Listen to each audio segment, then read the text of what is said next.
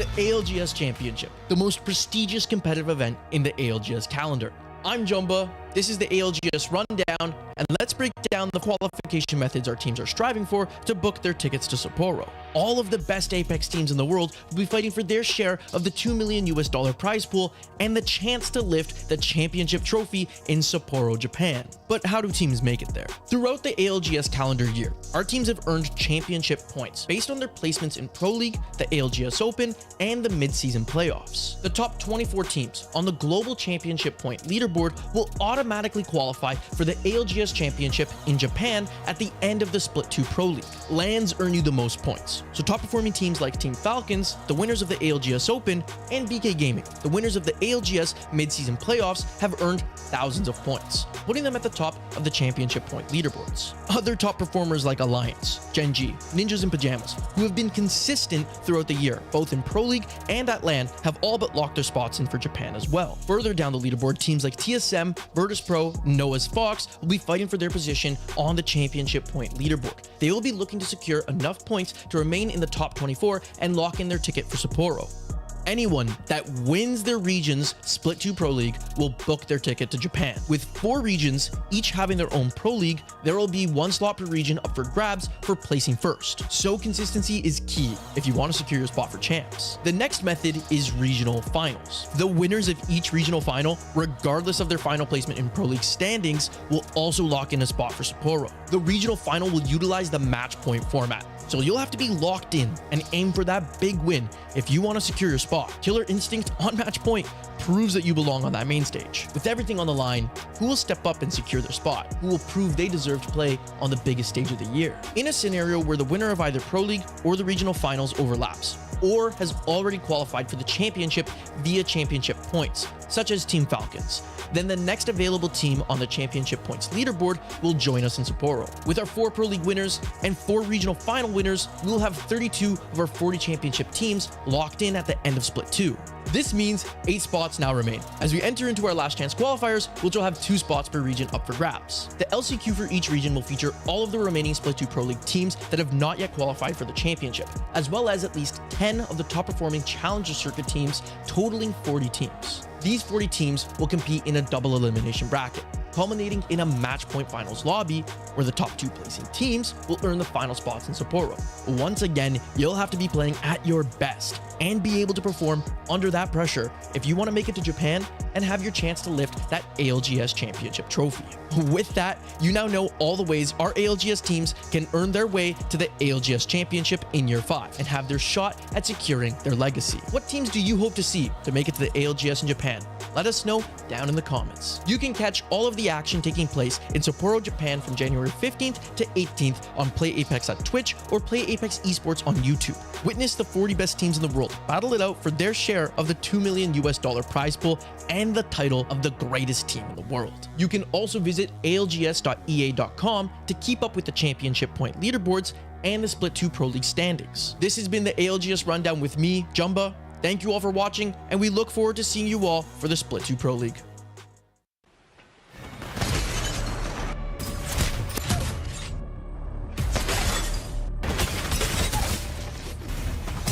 They get absolutely destroyed. Whistler connect. There's only one member left from Sentinels. They don't know it. It is here. BK Gaming. Nice. And it's a 1v1. Sorcerer. Shield wall. Is it enough? Alliance.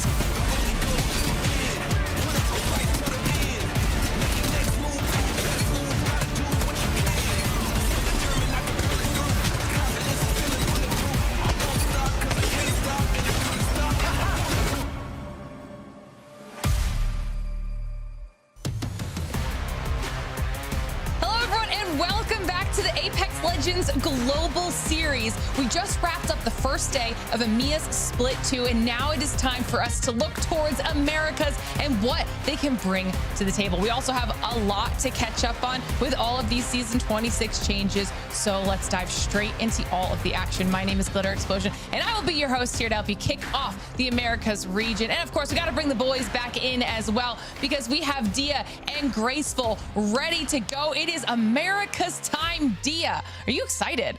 I am excited. I thought I gassed myself on EMEA this morning, but I took a break. I ate some food. It was delicious, and I'm ready for North America. This is going to be a blast, as ALGS tends to be. Yeah, I mean, Graceful, we saw just what EMEA was able to bring to the table in terms of variety in winners. Do you think we're going to see something similar to that now that we're in the Americas region? Potentially a variety in winners as well. I also would like to see more of the double defensive comps, which we saw only at the end of EMEA. Maybe we'll see a little bit of that earlier in NA. Yeah, I think Graceful was a big fan of the Revenant that we saw all throughout EMEA. So we'll have to see what Americas has in store. But for now, we mentioned those season 26 changes. Let's start talking about them because it's only been a few weeks and there are a lot that have been influencing the ALGS, even just after the first day of Split 2 so far. And we're going to start with our legend changes. So Graceful, talk me through Caustic, who was that first ban out of EMEA and those changes. I mean, banned for a reason. Outside of the fact that his basic abilities have been massively buffed as well, he has a new passive called Field Research, being the only legend pick that can uniquely get all perks if you manage to load up the points on it with gas, death boxes, and objectives like Ring Console. His perks are out of this world. And speaking of perks as well, if you go through them, they are crazy. Look at the blue perks right there. That one alone is so much value. Extra traps, gaining additional charge, as well as 2 traps in the world, means that you have more space to control, more space to deny, and it's so oppressive. However, on the purple area, where both of them are really good and have their own reasonings for getting chosen, I think that Gas Fighter potentially is really good if you're an early rotating team, and I like to see that. Yeah, it was really fun to see just how useful Caustic was on our first day. But then, of course, we also had some big changes for Bangalore here, Dia. Yeah, well, Caustic got stinkier. I think Bangalore got, honestly, more interactive. You get to pick between what is essentially an assault-sided Bangalore or support-sided Bangalore. And I really like this decision between the Electric Smoke and the ECM versus Cover Me and Medal of Honor. You are choosing between being able to take away the defenses of your enemies or provide more utility and ability to keep your team up to the rest of your squad. So even though I'm expecting to see a lot of Bangalores, the style of Bangalore that you can see is going to be really different from team to team. Yeah, I think that we literally saw exactly how useful that was just in only the first day of EMEA, but we've got to keep going with these changes. And one of the other big impactful things was amps. These are brand new for season 26. So let's talk about them, okay? Because they are that purple tier ground loot item, and we've broken them down into different categories for everybody here at home, into an offensive category, a defensive category, and a utility-based category. Now, there'll be that item that slots into the new spot in your inventory, and this is the offensive one, which is the Power Reducer, reducing cooldowns for both your TAC and your ult, and the TAC will refresh when knocking an enemy. But of course, we then move into the defensive category, Graceful, and we have even more options there. I mean, for defensive ones, you cannot take your eyes away from over armor, gaining additional shield now that the helmets have been removed from the loot pool. It also stacks with Ring Expert.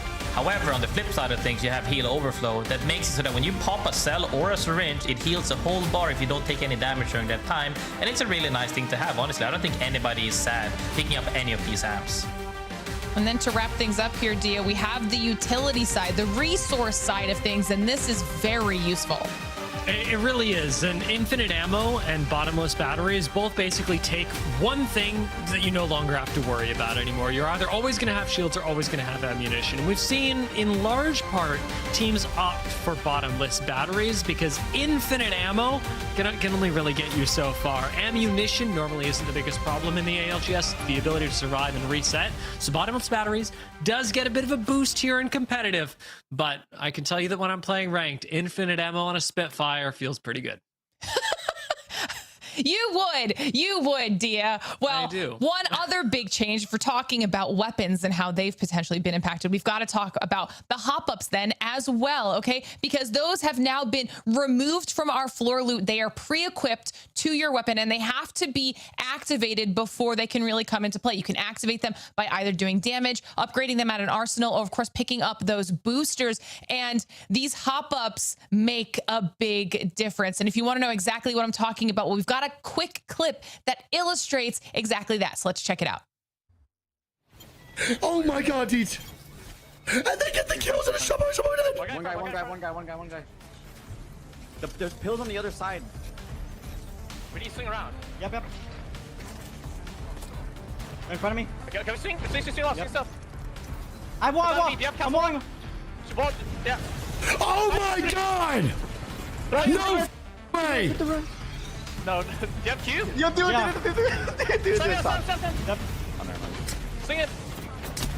Oh my god! You can play left. Oh my god! You can attack. Oh my god! Oh my god! One guy. He has another wall! Oh my god! Are you kidding me? This clip just gets better every time we get to watch it here. Now, Graceful, break that down for everybody at home. What did the hop-up do in that situation?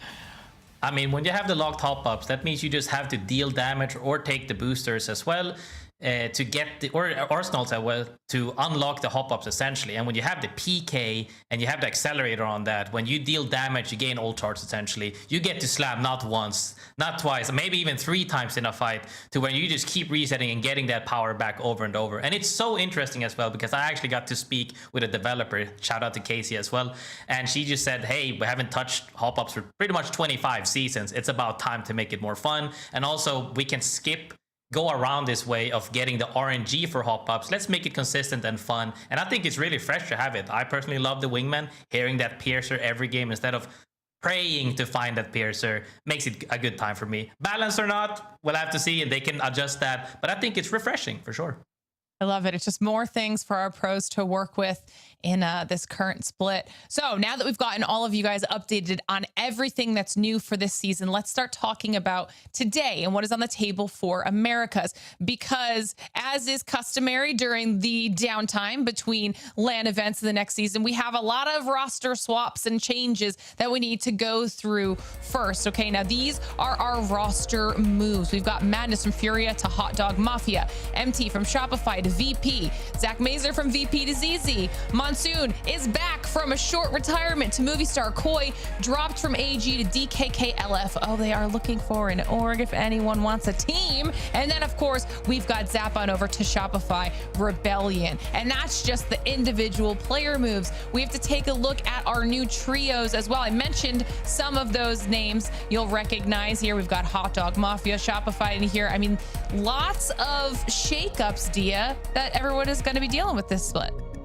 Yeah, and it's formed a lot of new squads to look forward to. I think anybody who watched the Open and has been watching for a long time is going to know that I'm really excited about what ZZ can do, especially with Guild and Sykes joining Zach. I think that squad's got some pretty incredible potential. Movistar Koi is going to be super fun. And honestly, looking across the list, there's not a single team, especially with the 6 that are listed here, that you can't look forward to in some capacity. Everybody's got a little bit of an edge, whether it be for content, whether it be for one clips, whether it be for a bit of fun, maybe some Mazer moments here and there. But looking at this, I think that the really big thing is that we've got a lot of new dynamics, especially when you are teaming up with Monsoon, Fun, and Blinkster. Just to take one example, these are 3 completely different squads that got torn apart to make this, and it makes me wonder, what is the play style of these guys going to be? And I can look at a lot of these rosters and go, you know, I see all of your personalities individually, but how does that turn into one play style that I can actually associate with you as being then successful in the season?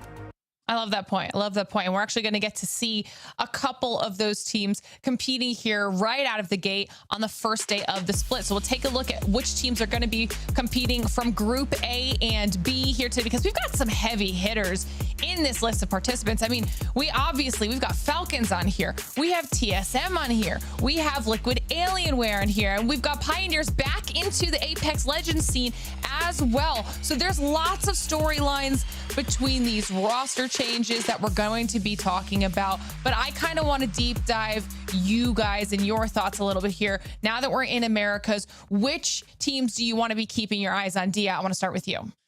Well, for me, I'm going to start with DKK. They are one of the teams that we mentioned as having a big swap up recently, but with Noct, Keon, and Dropped all teaming together. I think there is a lot of potential here, especially if you're somebody who's been a fan of Apex for a very long time. You're going to recognize all of these players.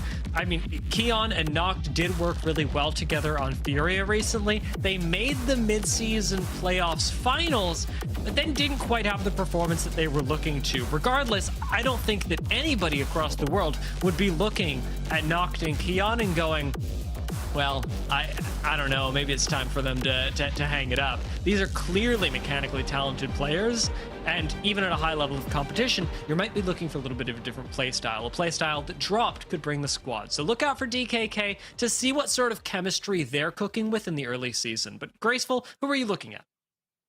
I mean, for me, it's nobody else than the new, I guess, behemoths at this point, Rock Esports. A lot of the people have been saying, you know, are these guys the new people to dethrone from the Pro League champions, Falcons? They are the team that has already had success that most of the other teams really haven't had as of yet. They had a good success just recently. Can they keep up this form now into Pro League remains to be seen. But if you look at the names, Deeds was an up-and-coming player, now proven himself for quite a while. Sorcerer, phenomenal LAN experience, as well as Backlund has been leading that charge.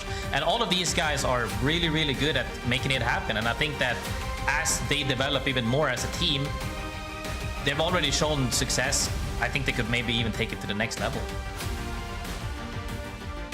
I love that. I think these are both some really, really good squads for everybody to be keeping their eyes on. And like we said, this is a pretty stacked first day of teams, so I think it's hard to kind of choose. The chat, let us know your thoughts as well. Who is your favorite for today? Who do you want to win day one of Split 2? Because we're moments away from getting into it. But of course, Split 2 and the entire competitive year, what are all of our teams even playing for at the end of this split? Well, let's take a look at how our teams could potentially get to the end-all and be-all of Year 5, because that is our ALGS Championship in Japan. What are the paths, the avenues our teams can take in order to get there? Well, of course, we're in Split 2, and the regional finals winners will qualify directly through from this portion of the Pro League, as well as our top point holders. Then, of course, if that's not one of the ways that works for you, we have your overall champs points. So teams with the highest championship point totals earned via Pro League all year so far and LAN events all year will then be the next 24 that will be making their way through. And of course, if you haven't made it through in any of those two categories, you still have the LCQ.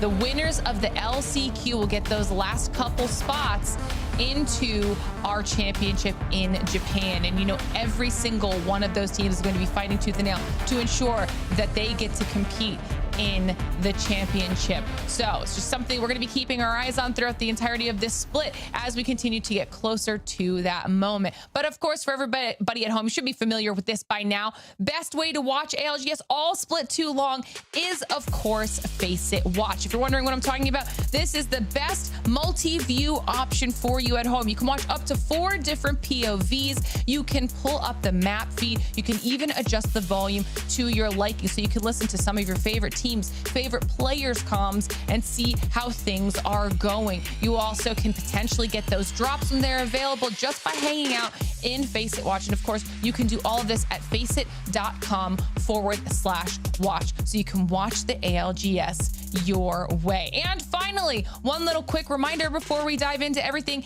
is our social media. If you haven't done so already, make sure you're following along with us, whether that's on X, YouTube, our newest ones of TikTok and Insta, or of course, right here on Twitch. If you are up to date with everything on there following along, you won't miss out on a single second, whether that's ALGS stuff or cheeky little, giveaways, personalities of our caster, our players. You check that out, okay? Because we are about ready to dive into match number 1 of the Americas. So Dia, Graceful, let's take it away.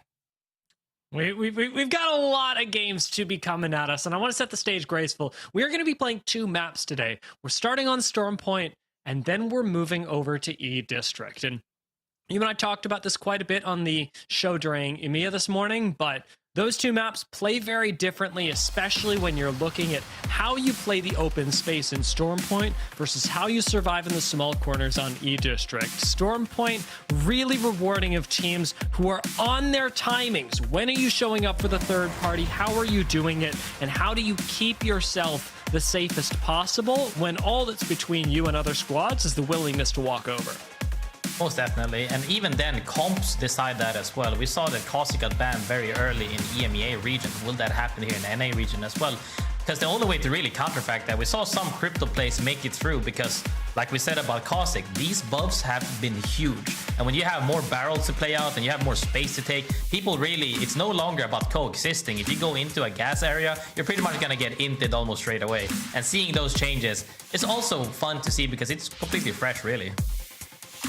A lot of our players selecting their legends as we speak. I do want to highlight once again that the top side of the map has an interesting dynamic happening, especially with Rock and Falcons nearby. We've not only got the struggle for dominance in North America here, but also, interestingly, it seems a low priority zone. We don't get a lot of zones that we're pulling up there, at least not in mid-season playoffs, which was very rare.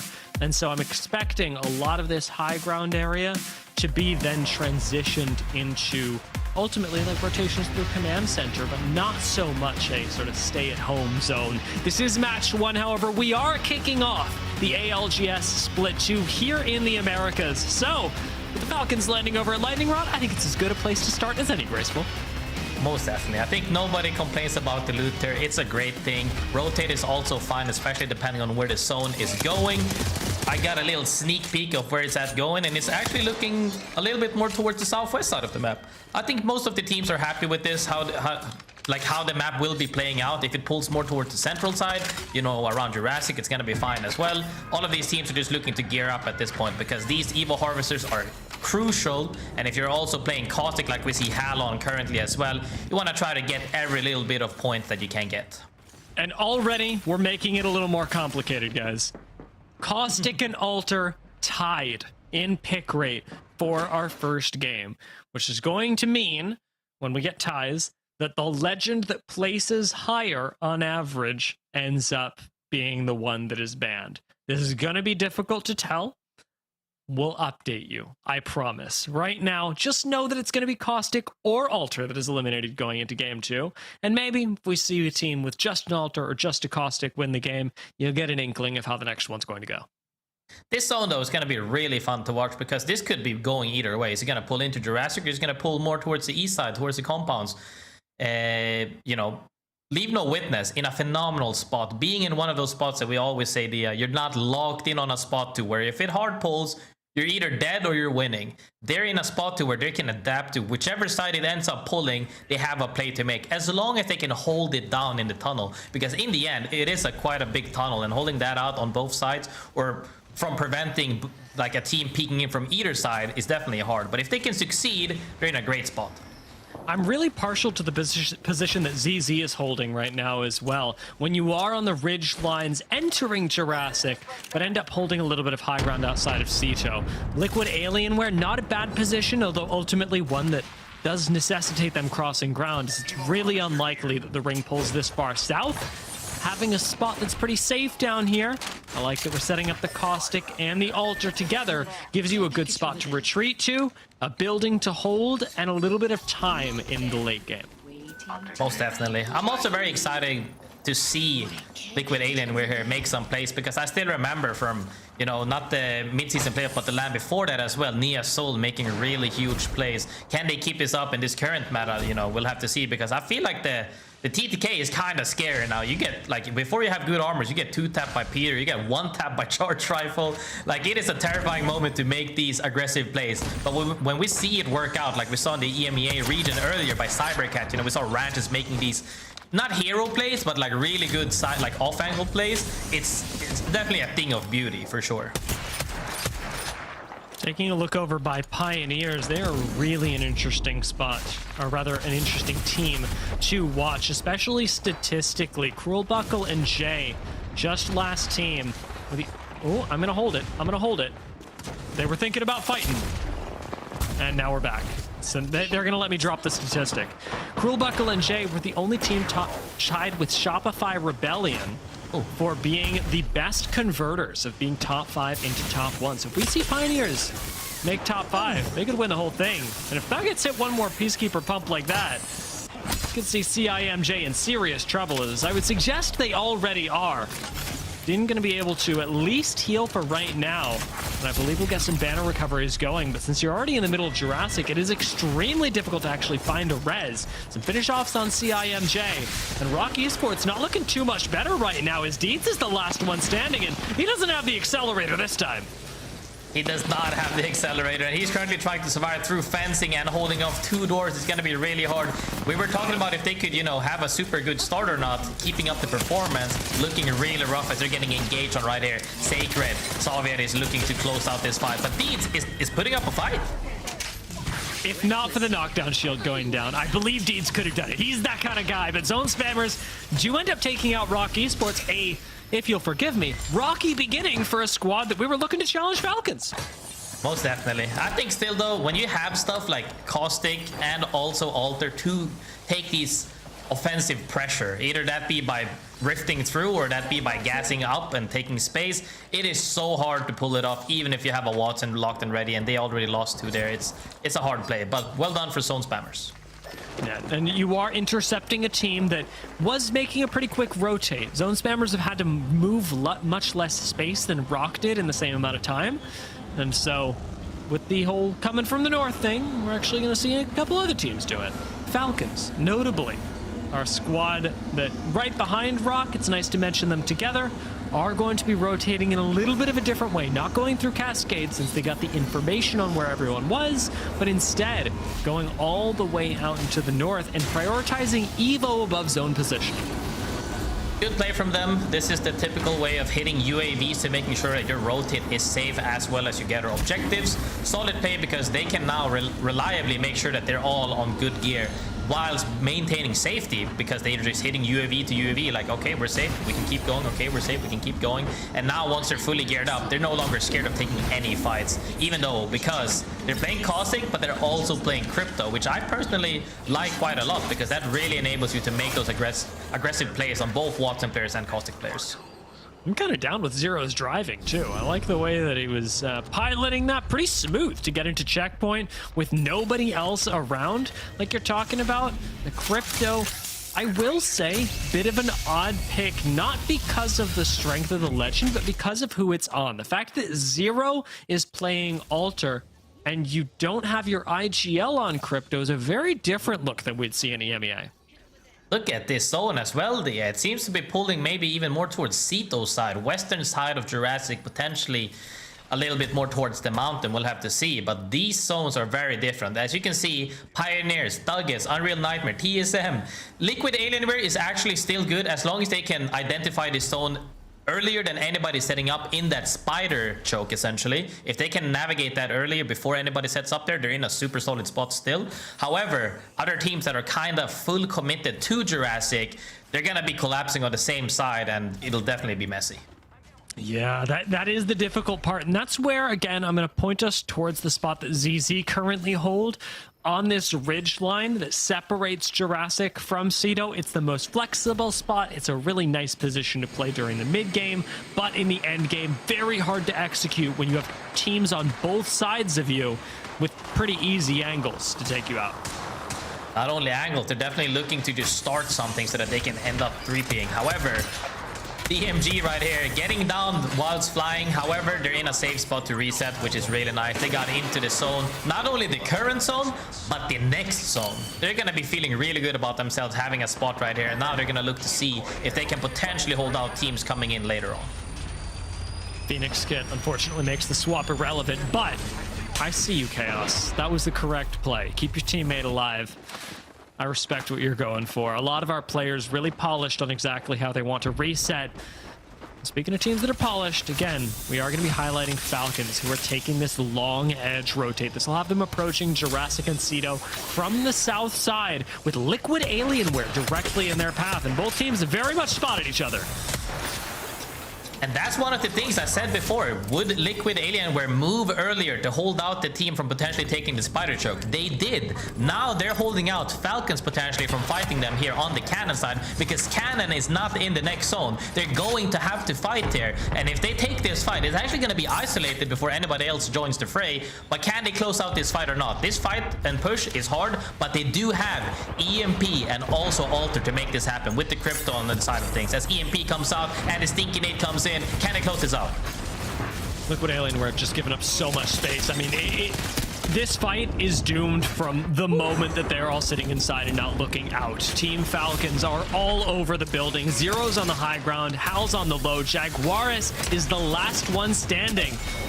And we're saying goodbye to Liquid Alienware just like that. They give up presence, they give up a chance at the game, and Falcons will take that every day of the week. That's what I'm saying, Crypto. I really like Crypto, and I'm so happy to see Falcons utilizing it properly, where they're setting up the EMP into altar play and then making like angles from different sides. One came from above, one came from down below. You're bound to catch at least somebody. They immediately catch somebody on the stairs, and now they won that fight super smoothly. They have a spot now leading into the next zone, essentially, where they're gonna have to fight again, probably for the river if somebody's evacuating for it. But if nobody's contesting them for river, they're in a phenomenal spot, the zone after this one closes, for zone 4 and onwards. Zone spammers conspicuously outside of zone are going to try and make their way almost directly into it, but you'll remember they are not alone here. Chaos Feelings already grabs a knock. Zone spammers are going to hit a reset, and I wonder how successful this will be. They have to actually pause on getting everyone back into the game. Soviet's still on the ground. A little bit of support from your local Bangalore might make this easier. It's a hope against hope that Zone Spammers will be able to survive this. And there's a good reason why Sacred ports out the Void Nexus. Very useful here. Even as your altar has been executed, it at least gives the team a second chance at life.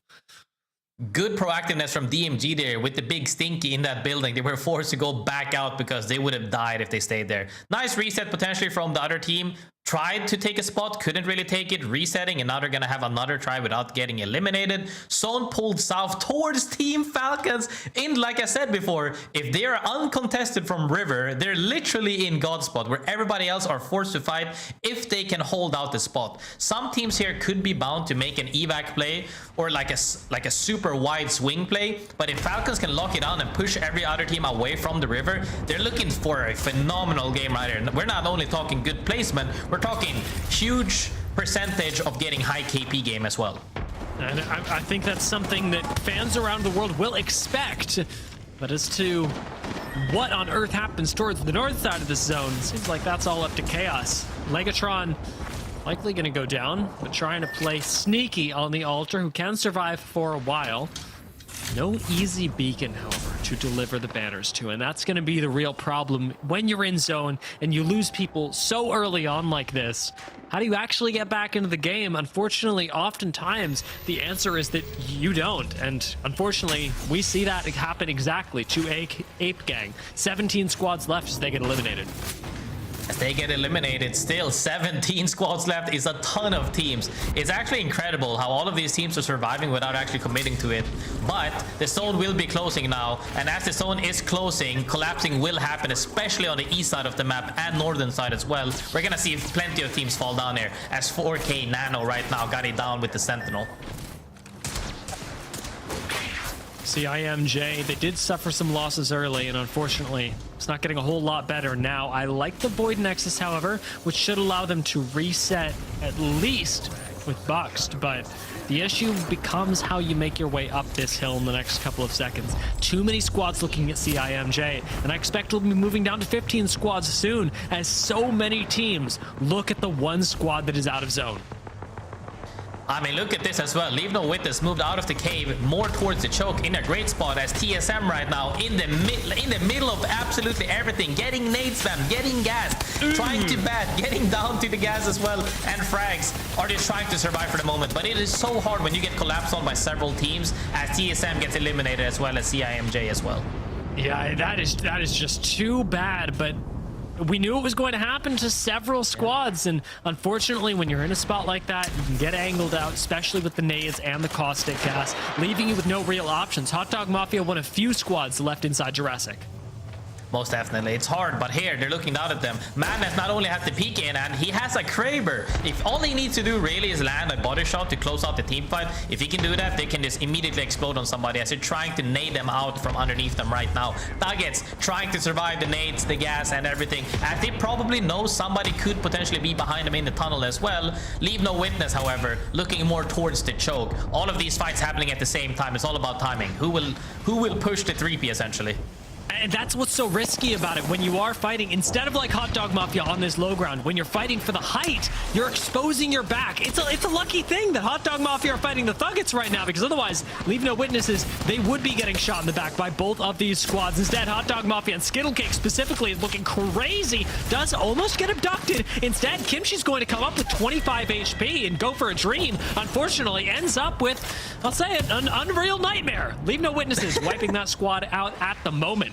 Madness picking up some kills as well, leaving Hot Dog Mafia in a good spot up against Sentinels. This is a three-way fight on the low ground, and Sentinels are coming up a little empty-handed, but that turns around real quick with Lord of the Rings. We talked about the 3P. Sentinels came out of the tunnel to 3P. Now, however, they're getting 4P by Pioneers from behind the same spot. Everybody's going to be collapsing towards LeaveNoWitness, and CC, who has been holding the choke this whole game, as Sentinels is fighting LeaveNoWitness, as they actually trade, and now Pioneers get kind of a free down right there. Can they close this out, as they still have to move up towards the choke? Pioneers are fighting, but up on the top, Hot Dog Mafia and ZZ are fighting.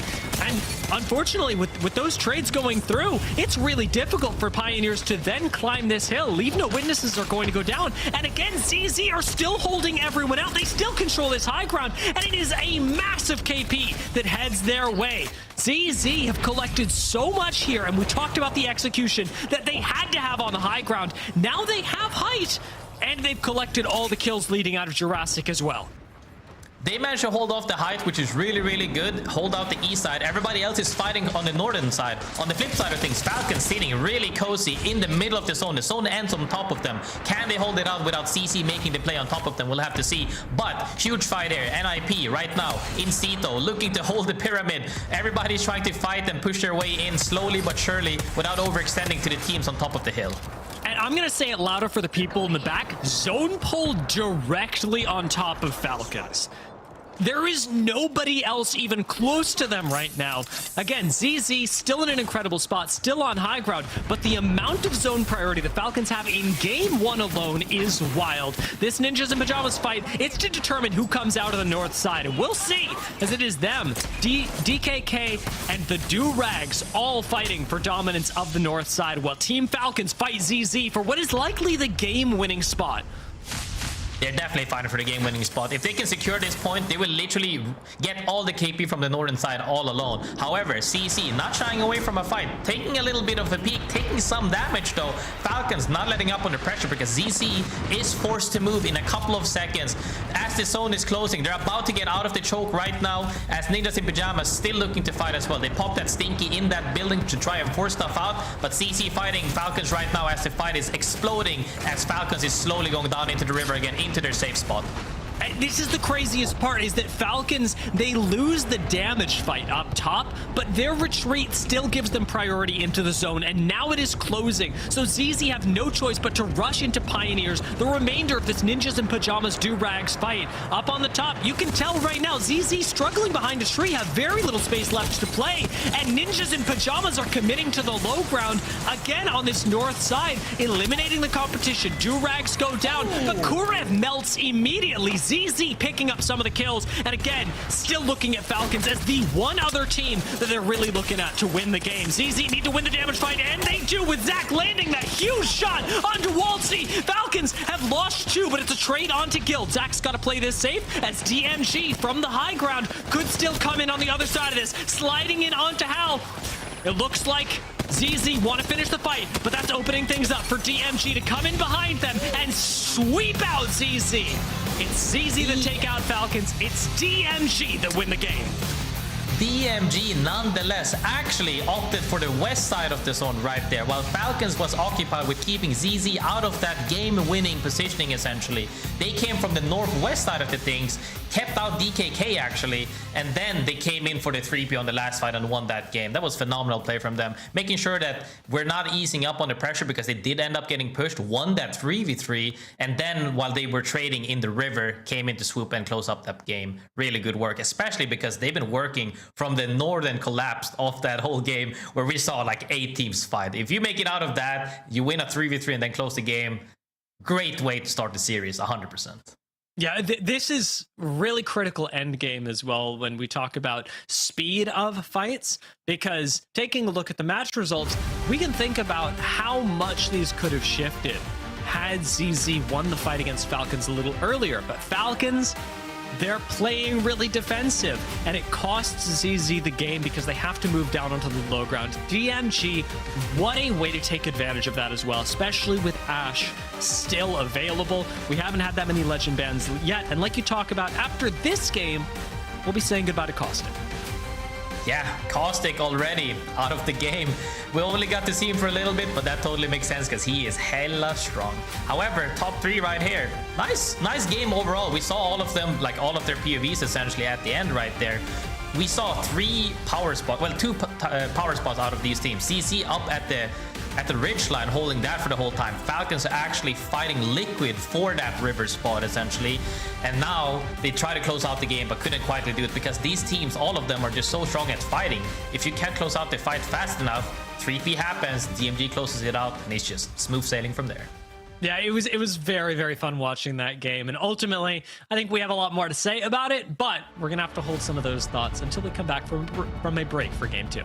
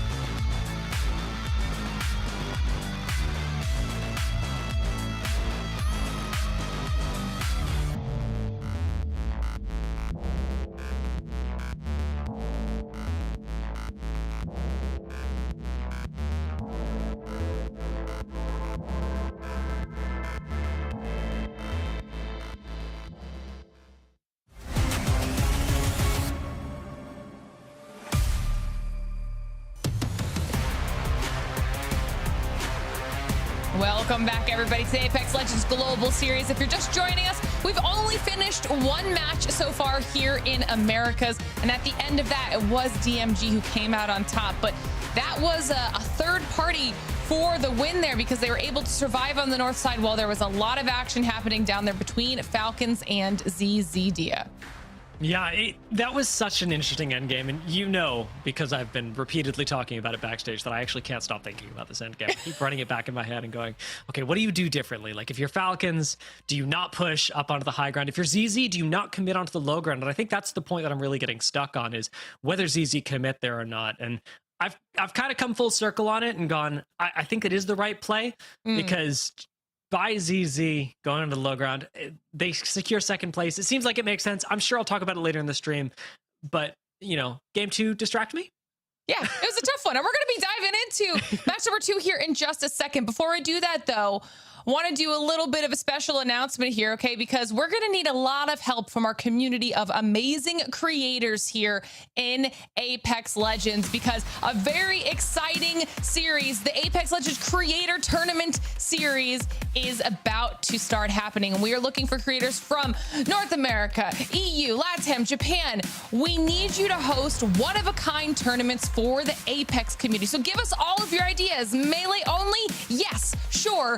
Specific gun type, one bin challenge, whatever you can come up with, you can pitch it. All you have to do is make sure you're part of the Creator Hub, where you can pitch your tournament ideas, get access to ongoing support, exclusive opportunities like creator codes, and so much more. We've got all of your tournament needs covered, from prize pool to official stream assets to social support from Respawn. So make sure all of the fans at home are keeping an eye out for these upcoming tournament announcements, because they're going to be so cool. And we're so excited to partner with our creators to bring you that amazing content. And now, as we look towards match number 2, right off the gate, same as EMEA, Dia, we had Caustic banned first. You know, it was iffy. I know that I talked about this during game 1. I didn't know whether Caustic was going to be banned or not. With Caustic and Alter both tied, I think it is kind of a foregone conclusion that we're probably banning Alter after this game. So enjoy the Alter play while we can, guys. But with Caustic now gone, I do think that, you know, obviously the defensive capabilities of a lot of squads are hampered. And as we saw in EMEA, Bangalore priority also goes down, because Bangalore's effect into Watson, what people will typically rotate into after Caustic is gone, Watson's much better into Bangalore. Yeah, I think that we're definitely starting to see the new preference meta here. And it's gonna be a lot of gas to kick things off for the foreseeable future here, as we prepare to jump in to match number 2 here on Storm Point, kicking things off with the winners of our first match in DMG over at Northpad. Oh my God. All right, I'm gonna flame North America for a second. I'm not actually flaming North America, but this is quite funny to me. We are such controller legend crutches that we're not even banning Alter this game. Watson is the most picked legend in game number 2. We said, no Caustic, everybody going Watson. That's fine, that's fine. Controller legend crush, that's all I'm saying. That just means we get another game of Alter. After this, everyone will go Rampart, which I won't mind, to be honest. And Catalyst. It's a whole thing, it's a whole thing. DMG, winners of game 1, and deservedly so. I think this was some pretty great gameplay, especially zone play out of them. You'll remember an early rotate got them into Cedo before anyone else, and they exited in a way that nobody else did, which I think is the really critical thing. Recognizing when you're going to be competing with a few too many people is also just as big, if not bigger, of a skill than picking the right fights in Apex Legends. Absolutely. Absolutely. And now we get a chance to see where the next match's ring is going to be headed on over to. And we are looking down at Launchpad. So DKK Pioneers are going to be happy with that, giving them a nice opportunity to set up and have some information on where it's going to pull, so they won't even have to move all that far. They've got a ring console and a beacon down there. I mean, they're good to go. Yeah, this is a really nice spot. I love Pioneer's position up on the high ground. It can be a little bit awkward, and the thing that you have to look out for in this zone is whether it pulls up towards DKK for the ending, as we saw over in EMEA, or whether it goes back towards Launchpad. That's going to be the difference that a lot of teams are splitting. Pioneers can stay where they are, but you can see that DKK and Ape Gang, they've both placed their bets as to where they think the zone is ending, and that's going to be pulling a little bit up towards the high ground instead. Yeah, Unreal Nightmare looks like they might be trying to do the same thing. They scooched in there nice and quick, seeing if they can maybe solidify a spot for themselves. And this is just going to be that point of early game where it's about getting through some of those scarier chokes as quickly as possible. You can see Hot Dog Mafia sneaking right on through, managing to avoid everyone in the pylon area, and going to be able to claim some early space for themselves as well. Honestly, these buildings pretty safe as we saw pay off in EMEA, and it's nice to be able to lean on some of the play that we've already seen on this patch from other regions to guide what should be happening in these next couple of minutes. However, when we saw that, it's important to note that Caustic was also in play, and now Watson, who can show a lot more presence than Caustic, can also dissuade teams from entering the fray too early. You place a couple of fences on the roof, they get seen through windows, and you're much less likely to have somebody landing on you accidentally and picking a fight where they don't mean to. Yeah, it definitely changes the pacing here based off of whichever defensive legends we are going to be having in each of these matches. Checking in with CIMJ, they're one of those teams who's in the general vicinity of this pylon chaos, as is Sentinels right near them. Liquid Alien were down there as well. So everyone looking to potentially rotate away. Sentinels getting out of dodge early. They've got a car. They're going on a little bit of a drive for a safer route through the choke just north of there. You do end up actually hanging out in Lagoon. I don't hate it. Zone is unlikely to actually go to Lagoon. Setting up in this low ground can be pretty nice for picking off teams around the edge of the zone, and it is difficult to push because you get a lot of assistance from other squads that can fire from Lagoon. All I'm saying is not end of the world for Sentinels, who are inherently going to be rotating in a little bit late, but a team to certainly keep your eyes on, be it in the kill feed, be it on your screens, is going to be Rock, because remember, they're a team with high expectations that went down extremely early in game number 1.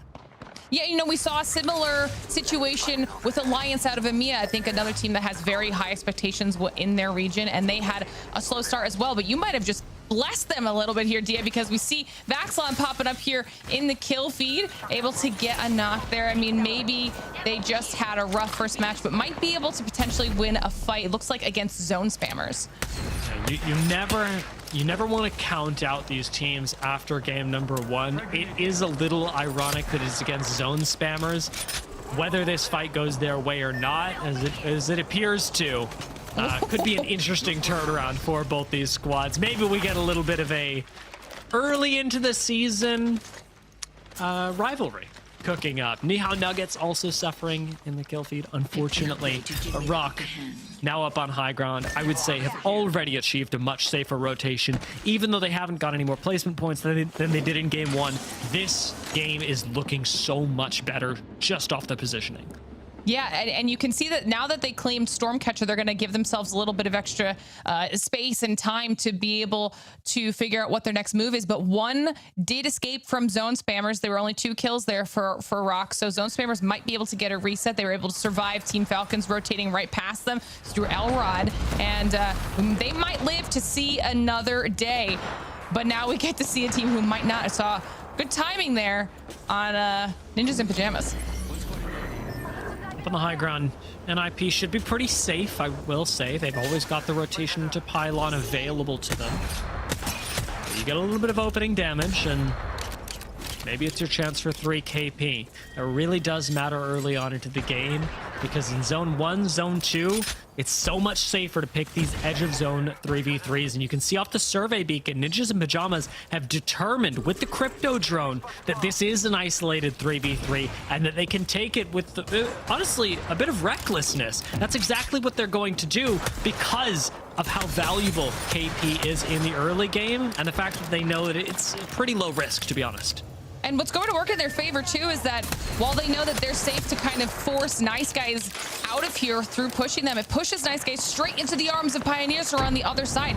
So they've created an opportunity to not only potentially get some KP, but just clear out the teams. And as I say that, Nice Guys are eliminated, the first team to go out in match number 2. Ninjas in Pyjamas don't actually get that KP, but honestly, I'd still call this a win for them. Of course, a bigger win for Pioneers, who were chilling and ended up getting KP. But for the Ninjas in Pyjamas, it's one team that was on your side of the zone that now no longer exists. And that can be really beneficial to your game plan, especially when you've already got all the way up to purple Evos. And it's the points that would have really mattered for you, not so much the actual Evo and then access to perks.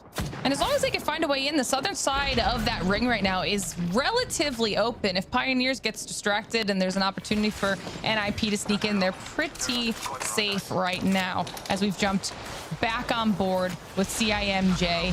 squished in between everybody over in the launch pad area. They're inside the building and they're going to be holding here for quite some time.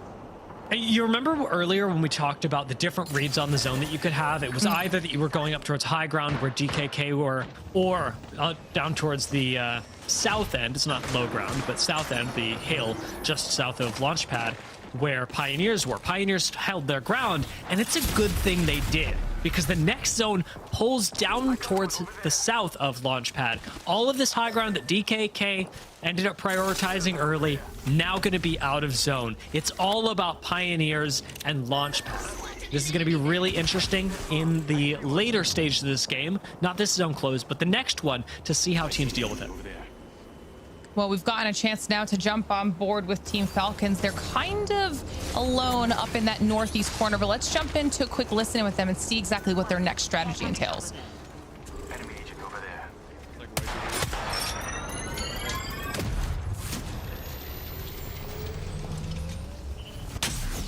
There's a key right here. Like, pretty much wants you on the Prowlers thing. Yeah, well, he's just playing right here on my ping by himself. And his team's just like, close right corner. It should be like in next, and then we're okay. We have TV to get back as well, brother. yeah, I don't have any other cells. I do. I've got 3. You want to hold? You give me one. Just give me one. Oh yeah, at least one. Yeah. The Sparrow close building has an explosive arrow. Yeah, I recalled. Should be chilling. I'm flying Speaking back up out. to C. 55 blue now. He has blue armor now. I see there's a Q to this side. He's still here. We have an enemy. Kind of feel like I should keep watching him, make sure that he doesn't just like take space that, you know. It's Q on me that gets you Prowlers, I think, as well. Or like the tree, Prowlers. Okay. It's 2 here now. Enemy spotted.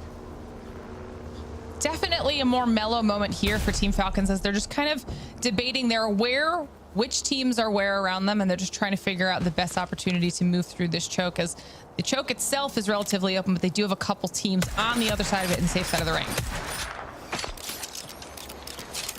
With the way that Falcons are positioned right now, it is going to be honestly a pretty easy zone close for them. They can go through the spider choke. They should collect some KP. I'm expecting Falcons to make it into the top 12, top 13 squads just off the positioning alone, even if they don't fire their weapons. That's going to be really nice for them. For Pioneers, this is where you're stressing out a little bit. You've got a really nice zone. You've read it correctly. You have the high ground, but the burden of execution is so high. So many other teams want what you have. The Durags, they're positioning for it right now, and Cersei can't hold this side alone. But look, Pioneers can't even commit all their resources over there because there's so much high ground to control. This is where it gets really scary. And this is what we mentioned before as well, because Pioneers were watching NIP, trying to see when they were going to move in. Not only was NIP able to move in and grab a little bit of space, but the Durags followed shortly after, and now Pioneers have to split their focus between these two teams to make sure that they can even survive, and knowing that too much poke damage or too much sound could also potentially then have more teams looking their way, focusing on them. It's going to be a little bit of a tough spot. There is enough space, like you said, for them to manage, but it's going to be an interesting southern side of that ring when teams have to start moving next time around, because the zone has shifted off of them and it's no longer safe. Meanwhile, Sentinels in a back and forth here with 14K. It's going to be a tough fight for Sentinels. Likely one that loses them a chance at later stages of the game. Pushing up early, they lose one. I think we're going to be able to clean this fight pretty quick, but we do have a Newcastle res on the inside. Double RA45s are going to make short work of this, however. And it is still just Nano Lab. 14K resonance go down. Sentinels now alone in Lagoon, which is pretty big, but it has ignored their rotate for now, and there are very few safe spots. They should be able to reset and move. Meanwhile, we were wondering what was going to happen with Falcons, and it looks like TSM has actually come up towards them from the south as Falcons have moved through the choke and continue to wider rotate. They now find themselves in a back and forth here. Zero trying to put in work with the PK. He does go down. It's just down to Hal and Waltzy, and honestly, even with Zero on the ground there, Dia, they made quick work of TSM. Yeah, so little space was held by TSM. All in one corner, very little that they could do, and a nice cleanup by Falcons. We are into top 15 right now, which means the points have started to be accumulated, and just like we talked about, Sentinels did go down. No place to hold in the next zone. Meant, unfortunately, they were just out of luck for this game. Zone spammers, not quite in the same position. They've got this building for now, and it's up to Sacred to start looking for a rotate that keeps zone spammers safe, because if you wait until the next zone and you sit in this building, you're not going anywhere. We've got ZZ down here, hanging out in the low ground. They're gonna have to be finding their way up and out of there. And I'm glad we get another look over here at Falcons, because the ring is now close to a point where they only have to just defend this last little sliver before they own the whole southeastern corner of the next ring. Durags decide to go and potentially get past them as quickly as possible. Don't want to fight Falcons if they don't have to, are able to zoom past in the car and get away from that engagement. NIP down to just Kurev, able to get a res there onto McLovin, but they found themselves in some dire straits.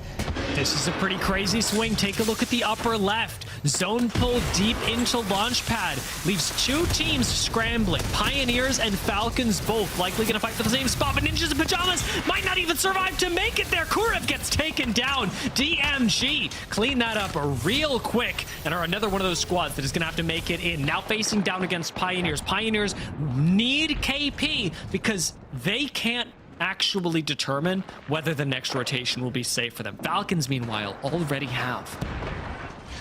Falcons have done a really good job working their way on the eastern side of this ring. They continue to find safe space and engagements that are honestly straight up 3v3s that work in their favor. So right now, they found some cover. They're safe for the next two rings. This is all about who can win that fight. But the chaos is happening in Launchpad right now. LeaveNoWitness is hunting people down. DKK out, DMG in the kill feed also down, and LeaveNoWitness down to just 2. We did mention, however, zone spammers needed to think of a way out. They haven't. Neither have LeaveNoWitnesses, and it's going to result in a mad scramble if Renetricky can make it over the death box. It was pretty close there, to be honest. Renner does go down. I don't think there's enough time to pull this res off, though I'm open to being wrong. The question is whether they survive. LeaveNoWitnesses have very little space. This corner, I don't believe is in zone. Could be. I believe, yeah, they have one member left alive in that corner. Durags are going to go down. Pioneers hold on to a little bit of the high ground, but it is just a small corner, and there are so many sight lines onto them. Watch that grid. Pioneers have also done a really good job of being patient. DMG was that final team they need to clear out. They did. They moved through, and now they're in a little bit safer of a spot. They can at least kind of take a breath and reset for just a second. Ape Gang with the Kraber. Only 2 bullets left available in the hands of Bursty, though, so gonna have to really make those last 2 shots count. If they're not safe, they will have to be pushing through to the next circle. I'll tell you what, Glitter, Falcons are in serious danger of winning this game. They have a great spot in the next zone. They're already inside the building, and they're taking a fight inside it. I want to say winning it. I guess we'll find out. Guild can work some miracles, but he's not going to on this particular day. ZZ go down. The Falcons now missing Waltzy do have, I will say, a harder road to the end game, but not an impossible one.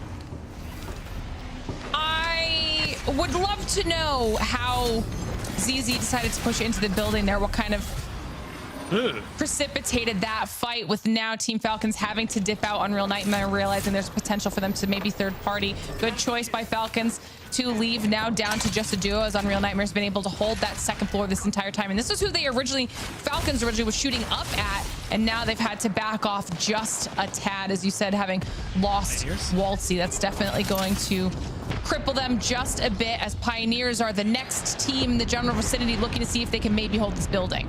I think Falcons are rezzing up on the high ground. I think they got it off. Oh my God, they are. Falcons get Waltzy back into the game, and Pioneers do not show up early enough to... Oh my Skynade. Lord, that nade!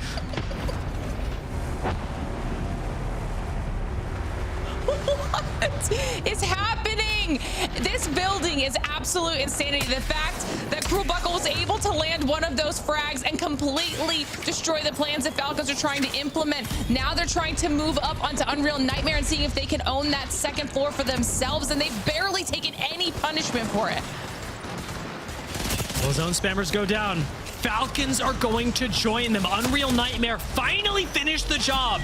And Pioneers, sitting in the same building as them, have now become the focus. Ape Gang have a small corner to themselves. LeaveNoWitnesses, oddly enough, do have the full trio back up. Remember that squad that was sitting behind a singular crate with a Watson on 3 HP? Yeah, they're a trio now, and actually pretty darn close to the end game zone. It's going to be really down to the wire between LeaveNoWitnesses and whoever's leading this Pioneers Unreal Nightmare shenanigans.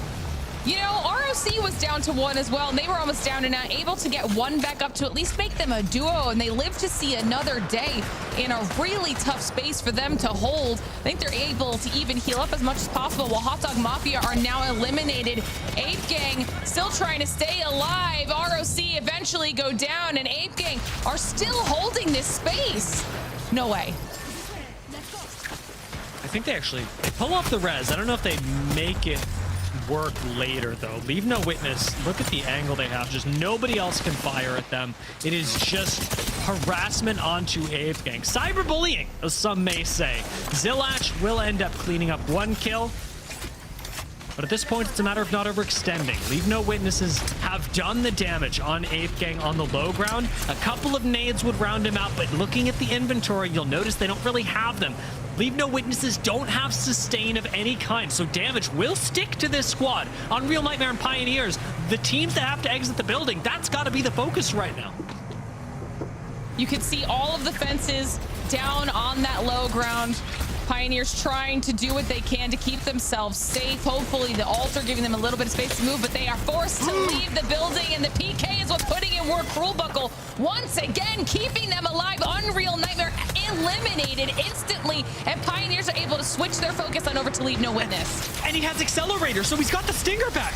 Cruel Buckle gonna move on over. Doesn't use the Stinger, he uses it on his side defensively. Gets shot in the back. Good lord, Ape Gang come up and clap them, but that leaves LeaveNoWitnesses with all the high ground, all the cover. Kuzme on the low ground will get shredded through by the RE45, and LeaveNoWitnesses make the comeback to take game 2. That was great. That was great. I mean, like you said, talk about resilience down and out. I think everybody had just kind of forgotten about the fact that they were even in the game once they were down to a lone rat. And look what they did with just that little bit of extra time where no one was paying attention to them, able to come back and win the entire match. I counted them out, and genuinely, face it, watch moment. Like, go back in the face it, watch VOD and see how on earth a solo Watson with 3 square inches of space to her name ends up rezzing a full squad to a 10 KP victory. Amazing turnaround for LeaveNoWitnesses. I dare say miraculous, Glitter. You know, I'm glad that they just did well in that second match, because one of the things that I forgot to even mention when we were getting into match 2 was the fact that in match 1, they were in 11th place, but in 11th place, they still had 8 kills. So LeaveNoWitness was bringing the aggression in that first match. They just weren't able to find these placement points, which they turned around and instantly did here in match number 2. And that consistency, once again, is impressive. And really great recognition as well. Funnily enough, in contrast to game 1, LeaveNoWitnesses had a lot more space to look down and go, yes, there is a team on the low ground. That team isn't really a threat to us. Very different from game number 1. They let Ape Gang survive. They don't jump in to finish off the kills. And it turns out that Ape Gang actually comes up and saves them from Pioneers. LeaveNoWitness now lead the pack in this series. 31 points over the 25 that ZZ have. Pioneers with a very well-played game. Great zone prediction, great play. Nice. Yeah, it's a good shout that you said too about Ape Gang as well, because that changed the entire course of the game for the entire top 3 teams. Wow. Loving all of the impact we're seeing from all the season 26 changes, and loving what our teams are bringing to the table so far here in the Americas. But that's only 2 out of our 6 matches done for today, which means it's time for us to send it to another short break before we get into match number 3. Don't go anywhere.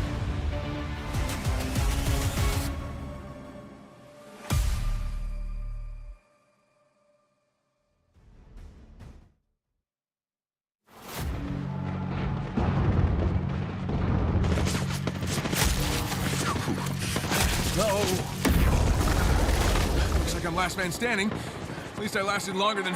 Anything you can do, I can do better. Great. Paranoid weirdo.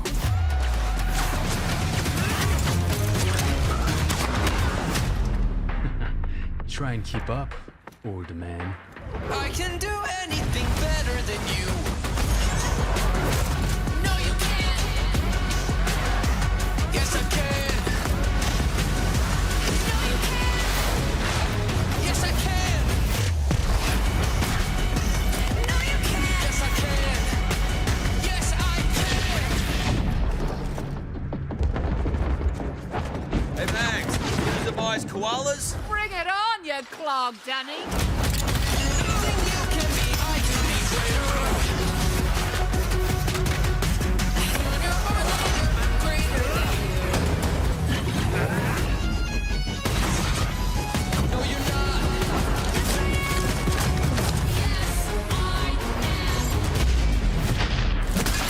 Call me Salvo's metal finger. Always the straight face, pilot. Have some fun. Worry not. I will enjoy this.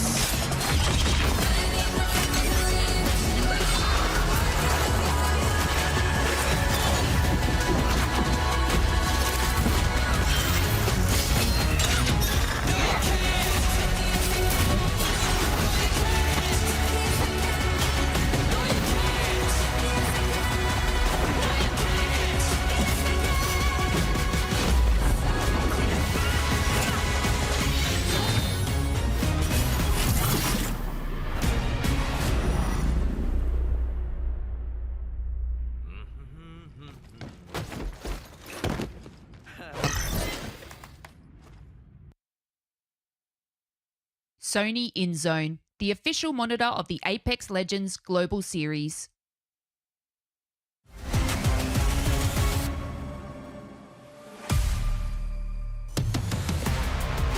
Welcome back to the ALGS, everyone, where every time we play that ad, I Google more about the musical that it came from. Annie Get Your Gun, debuting in 1964, 46, 1946. It's a Broadway musical.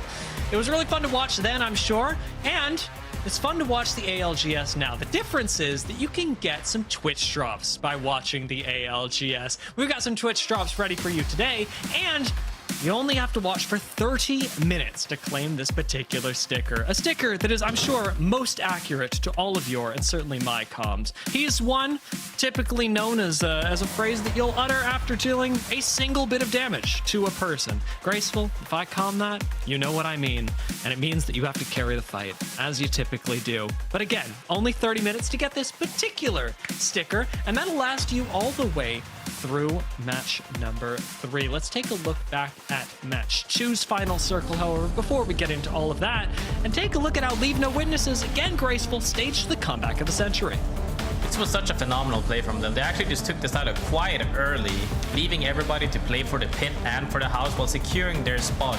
Managed to wait long enough, even with the zone really close behind them, as every team collapses from the house right here in this big jippy bubble fight, as we can see. Cruelbuckle making it work with the passive right here from Sparrow. Look at this angle right now. Boom, they don't even see him. Gets the free pumps. Now he's doing damage. The team wiped that. These guys actually almost made the same play with the PK, where he gets ult twice. As you can see, the ult right there, ready to make it happen. Actually has a solid placement with the ult there. But what they don't expect is that they actually get climbed on from the pit. Immediately gets wiped as LeaveNoWitness comes out third from the behind the silo. Immediately releases pain on everybody as with that RE45 and closes out the game. Really good, solid confidence, holding their space, letting the fight happen, and closing out the game. And we did talk about the game knowledge that it took. Again, leaving Ape Gang on the low ground, not committing to the fight. Worth noting that victory, that win from LeaveNoWitnesses not only happened with a squad that got res, but it's a team that had basically no meds to their name. The majority of their heals were coming from Pylon in the end game. They had nothing to work with. And yet, with the right amount of cover and with the right timing out of Ape Gang on the low ground, they're able to make it work. And credit to Ape Gang for going for the play that they did, as Ape Gang securing themselves a second place is much, much better than had they tried to climb up earlier and likely been forced into third. We got a lot of teams making very intelligent calls around Stormpoint. I mean, really good place from everybody, because you actually have to, at some point when you're in that scenario where you're in top 3, even top 4, you have to opt for, are we actually playing to win the game, or are we playing for the most consistent points? And in this case, making sure you get second with additional KP is better than we're praying to win the game, but in worst case we get third with nothing, and they opted for that, and that's great. That's how you do it. Consistency and getting those points on the board is super important, and even this early on into the series as well, it's such a good start, because now you're allowing yourself more room and leeway for having those average games to eventually, if you get into end game like that all the time, you're gonna have a pop-off game. Yeah, I'm noticing as well, typically when we pull towards any particular POI, we start keeping track of what teams land around there. Interesting to note, we did highlight them early. DKK ended up with a lower point game than you might expect, but Pioneers are to be applauded for the way that they ended up playing out of Devastated Coast. Right next door, getting top 3 with the amount of KP that they did, I'd say that's a really successful game from Pioneers and capitalizing on the strengths of getting a zone pulling over basically directly to you. Interesting note as well as we go into game 3 that Alter not banned because, as I said at the start of game 2, it's Watson that gets taken away. Yeah, I mean, people opted to change, you know, instead of going for that, Watson got hit, but the gameplay kind of still stays the same, because you're essentially just swapping out one piece of the puzzle for another equal or ish same playstyle piece of the puzzle. But now, however, we're going to see if people are going to change things up or not. Like you said, though, about Pioneers as well, they managed to hold their spot from early on.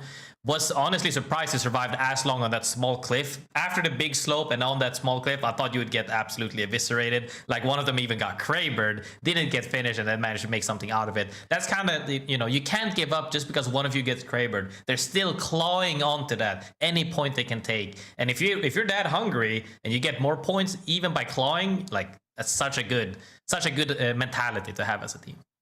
I remember he got Krabered, and then they were rezzing him with a Watson in the open, and I was like, surely you just get Krabered again. Like, 100% you're knocking that res, but it's really difficult to make stuff like that work. And funnily enough, that tied into another squad we saw in the end game, because the squad that was shooting at them was Ape Gang down on the low ground that ended up surviving so many more rings with the Newcastle walls to eventually alter their way into some sort of safety for a second place. So it's funny how all those threads from the south side of the ring ended up tying together. Other interesting thing, Falcons. Quick exit around the middle of the late game, but I think well played. The focus that Falcons and Unreal Nightmare both had around capitalizing inside the building was good. It's just awkward that Pioneers show up and do it that little bit better. I mean, the thing is, it's also like they played phenomenally, honestly. They scouted with the crypto drone, they took it place by place, they pushed the team into the corner, EMP played, made that wipe, got into the house.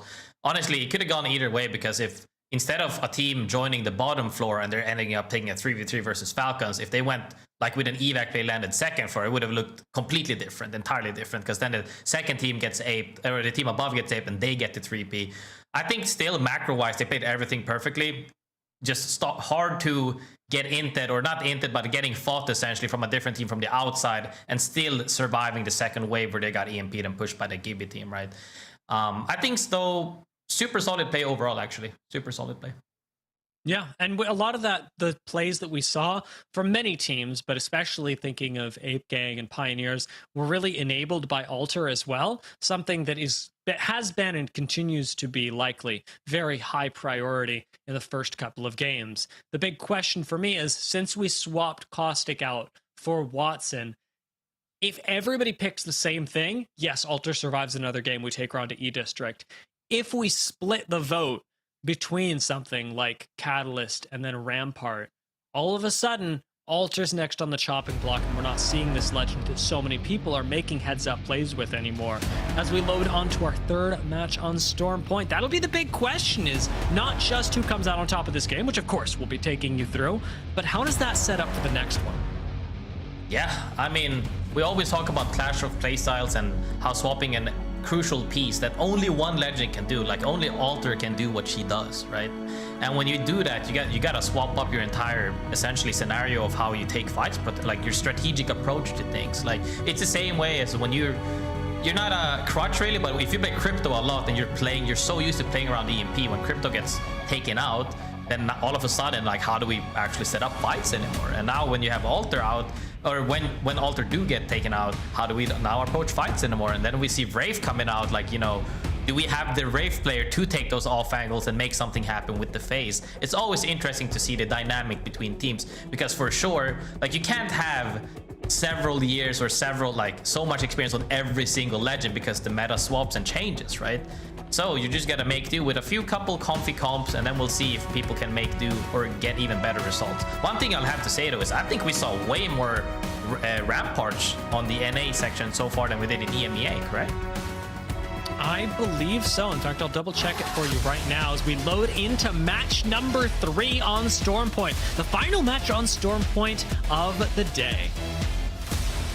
I mean, I'm definitely looking forward to this, because now we saw some specific zones around this, you know, southern side of Sito. We now saw around the east side of Launchpad. We're seeing a little bit more zone towards the central side of the map again. Maybe could be leaning a little bit more towards the central northern side rather than the southeast. Still though, gonna be fun to see LeaveNoWitness here on first place currently after that play. Really solid play overall for the start of the day. Now we're gonna see if they can keep up this momentum and end at the top, at the upper section of the leaderboard or not. Got a little bit of data for you, especially given that Zilach is running the Rampart. One of 5 Ramparts in this particular game. We had one last game, so the Rampart pick rate is going up. I'm going to avoid saying ramping up, except for now I said it, and so everybody knows that was on my mind, and that's my bad. However, fun stuff to note, Alter going to be your most picked and thus banned legend in the next game. 85% of teams running Alter, with Catalyst being the one right behind. So we have, in large part, swapped out controller for controller, but we also did exactly what we talked about in between the games, and that is splitting between Catalyst and Rampart, which means that Alter is the most picked. I mean, Alter for sure getting the most pick, but looking at this zone, we saw this earlier today as well. Do you think it's going to be pulling more towards the southeast side, where, you know, towards the Prowler Nest, essentially east of Prowler Nest, or is this going to pull up the hill? This could honestly go either way. I'm super interested in this zone regardless, because I like the height differential coming down from that slope. Seeing those angles is so different from, you know, typical building fights. It's very interesting to see, and I enjoy it. Yeah, I mean, call me crazy, and I think you'd have to be for just predicting a zone on broadcast like this. I'm not on set, so I'm not going to get this right, but this probably pulls towards Stormcatcher. That's what I'm thinking, and as I will say, I'm in good company. LeaveNoWitnesses think so as well. CIMJ, THUGGETS, APK. It looks like we're all on the same page. LeaveNoWitness is playing in one of those spots we like to say is very adaptable. It doesn't matter where it pulls from them, because they are capable of making it either way. If it pulls up northeast side, they can make it there by fighting for something, and if it pulls southeast side, they can still make something happen, just sliding down the slope and taking something early. As we see, other teams are starting to ramp more towards the central side of the zone. Hot Dog Mafia, I love that name, are just looting up and preparing. Still a little bit central, but haven't committed to anything just yet. Just taking a gander at where is everybody else at, because a lot of the times, if you're not entirely sure about where the zone is, you can actually predict it depending on where teams play sometimes. Obviously, we do have those faults sometimes where you say, wait, there's 5 teams here, the zone is here, and then those 5 teams misread the zone, and it's not a fun time. Hopefully that doesn't happen to Hot Dog Mafia. Yeah, it's a gamble. It's a gamble when you choose to play off the low ground, but Hot Dog Mafia's spot with a longbow that can get essentially a guaranteed skull piercer. You could end up picking up quite a bit of KP if Crypto would just get out of your dang way. Madness? Rambo's gonna have words with you. I mean, hey man, snipers, I like to see it. Not only seeing Peter and Scout and charge rifle. Seeing a little bit of longbow is refreshing as well. All the marksmen or snipers in general are really, like, long range weapons are just so prevalent right now, because you still have the PK that for some reason hits 108 for a billion feet away, but you also have the RE45 and R9 being really solid, like especially on close range, but almost leading into mid-range at this point. So you can actually, you don't really need to play ARs nearly as much now as you have done previously, where some weapons are just almost locked into a short range and long range. Now you have that absolute long range with the marksmen, with the snipers, leading into your RE45, R9s, and PKs. PKs especially been picked up a lot today, as well as R9. Let's just compare these two teams real quick, because we keep talking about them, especially in the early stages of the game. Rock have already rotated. They're sitting right underneath Stormcatcher. Falcons, who land right next to them, are playing a very different game. They're playing around the edge of the zone right now, and with Falcons pulling this kind of play off, and on the other side having Rock really commit hard into his zone prediction, it'll be fascinating to watch how two teams that land basically right next to each other end up approaching this very differently. Yeah, I mean, I think nobody wants to all in a little bit too much. Falcons in a prime spot to be like, hey, if it pulls here, we're in a super solid spot. And they still actually, even if it were to pull off, they almost with certainty have ways of making it out of there. But I think they're really happy with that spot. They predicted it. They saw also the next zone, so they're kind of banking on the fact that it's going to pull up towards them, as other teams have as well. As we see other teams that have done good so far in this series, DMG looking to take fights more against NIP here in Command Center, which is always fun to see this fight happen. DMG knows someone's here. Drone got destroyed, and they don't know that it's ninjas in pajamas, but I don't think that'll stop them. DMG very likely to continue taking this fight. Pioneers and DKK in a bit of a short-range battle, but I don't anticipate that it will result in them full sending each other. There's always the chance that I'm wrong. I mean, you one-tap somebody with the charge rifle, and I know you're sending it. Could happen at any moment. Everybody is on edge to make sure a play could happen at any point. And I like to see that. Everybody is ready and locked in to make a fight happen if it has to happen. However, I think they'll just be waiting to see zone pulls eventually, because they're still safe in the next one. Unless something drastic happens to where, like, you're chunking the other team or you insta-kill somebody and you're all healthy, a fight shouldn't happen just yet. As also the zone, I believe, pulled off of them more towards the northern side, where we saw some teams predict very early. Now we're seeing the zone here. They're gonna have to fight once they figure out that, hey, we're not actually in the next zone together. Who's gonna take the fight first, though? We'll see, as 14K Resonance is poking a little. This is in the realm of possibility for a fight that'll fully break out, mostly because 14K have just gotten so darn close to the Pioneers in this building. Turning things around, rather, Pioneers will be the ones to take out DKK. These two teams did full send it. Now 14K Resonance, who we tune back in with, they're going to take the Void Nexus into a trap. Nicely done by Sentinels. Yep, they try to join the, like, they try to start something or clean up the whole southern side, essentially. They got punished by Sentinels waiting on that teleporter. As we now see as well, the zone is indeed pulling up. Could still pull down and end on the mountainside, potentially, but should be pulling a little bit more towards where teams have been predicting. Now we're seeing, though, people are understanding they're no longer safe on the southern side, will be looking to collapse on other teams, because you don't want several teams to collapse on the same side, because that opens up for opportunities for the teams that have the timing to come in late, perhaps with a 3P, even a 4P. So you want to make sure here that if we see a team we want to fight now, or we want to stall enough to where they get thirded from behind. TSM's rotation, this time south, will take them right up by Unreal Nightmare. Seed of the crime from last game.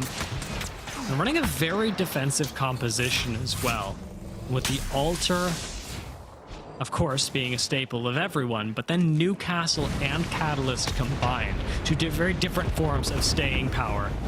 Skittlecake's 1v3ing at the moment. The sole representative of Hot Dog Mafia, and it seems to be working out for him. Does have the Pathfinder to get out if things get iffy, but with Zhang pushing him, I don't know if he has time.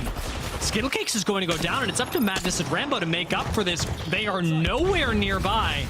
But in comes Rambo to save the day. We'll see how well this ends up going. This, honestly, could go extremely poorly for Hot Dog Mafia. That was rough. I think that they tried to play it along that side as Kittlecakes was getting like hovered by his teammates. They couldn't make it happen because he actually went down, but the reset comes out from Ram. Really nice from them.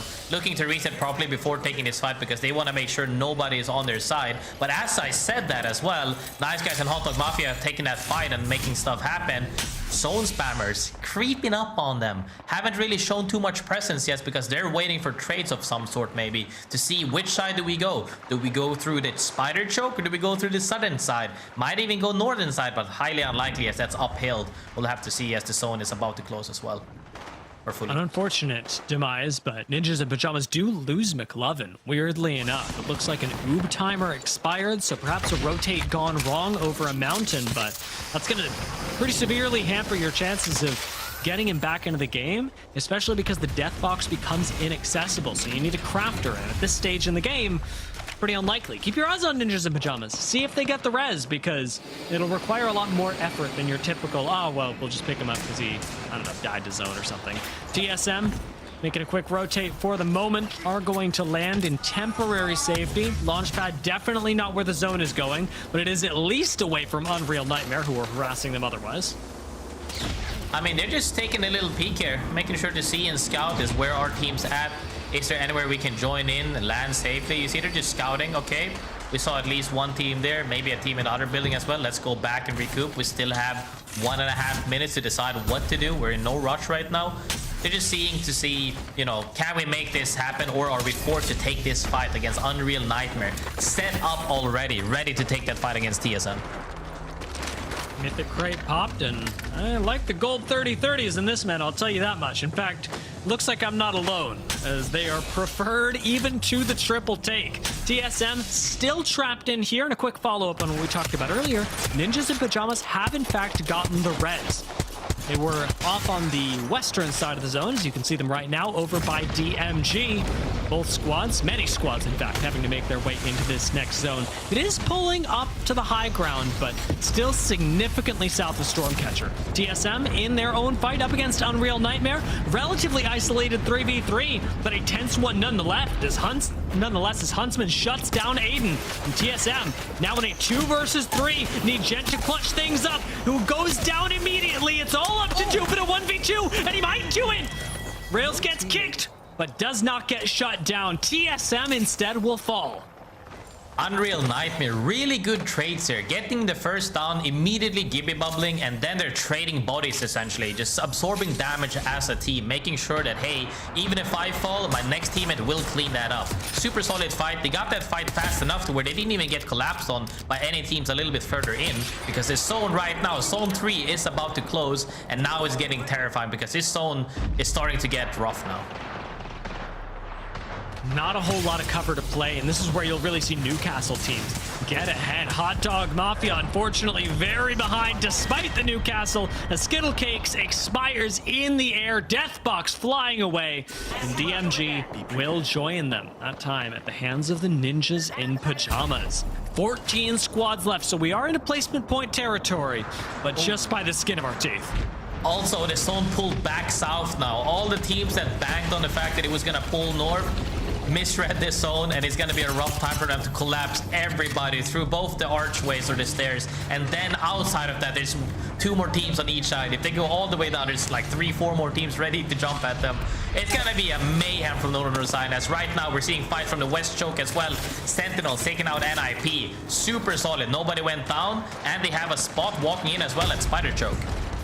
Completely uncontested, and you cannot say the same of zone spammers who get focused out by Nice Guys, and a combination of they and Unreal Nightmare who are up on the high ground. Sacred still alive and kicking for now, but unlikely to be for very long, as he has left a solo. ZZ 2 versus 2. Guild gets Crypto ulted, but manages to back away through the altar portal. Unfortunately not safe. He's gonna go down. Sykes, the last one left alive. Blue shields on a catalyst, has to make it work. Sykes needs to pull off the miracle, and he will not, getting shut down by CIMJ.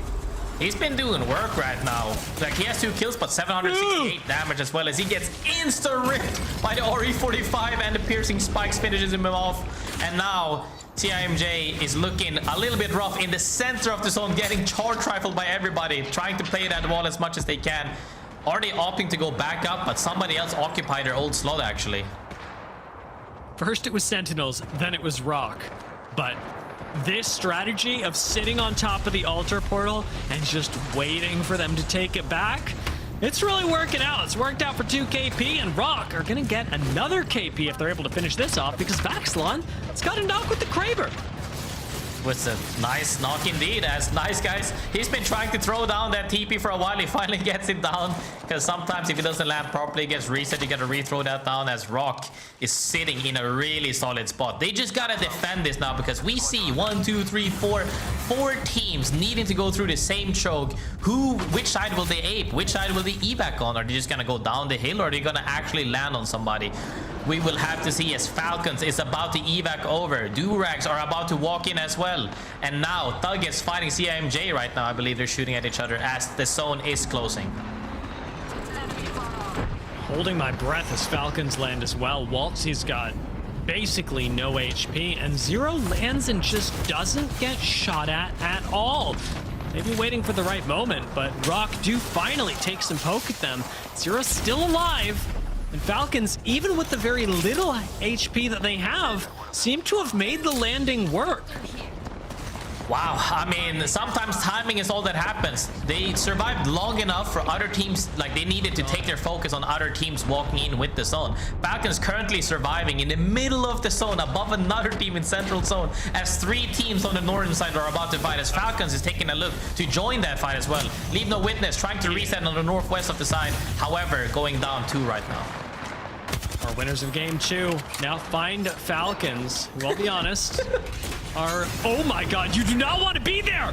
Out goes the teleport.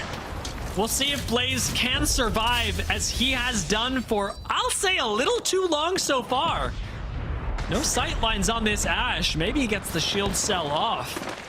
Kind of crazy that we're seeing him survive this long. Rock still hold their spot, and when we talked about Falcons earlier, we're seeing them continue to suffer in the kill feed. Let's just say that. Zero's gonna go down this time. It is all up to Hal, and Rock take this moment to climb on over and throw some serious damage towards THUGGETS. Team Falcons are gonna go out. Sorcerer waiting on the swing, doesn't want to over push, but with the same time as the altar portal, it could work out.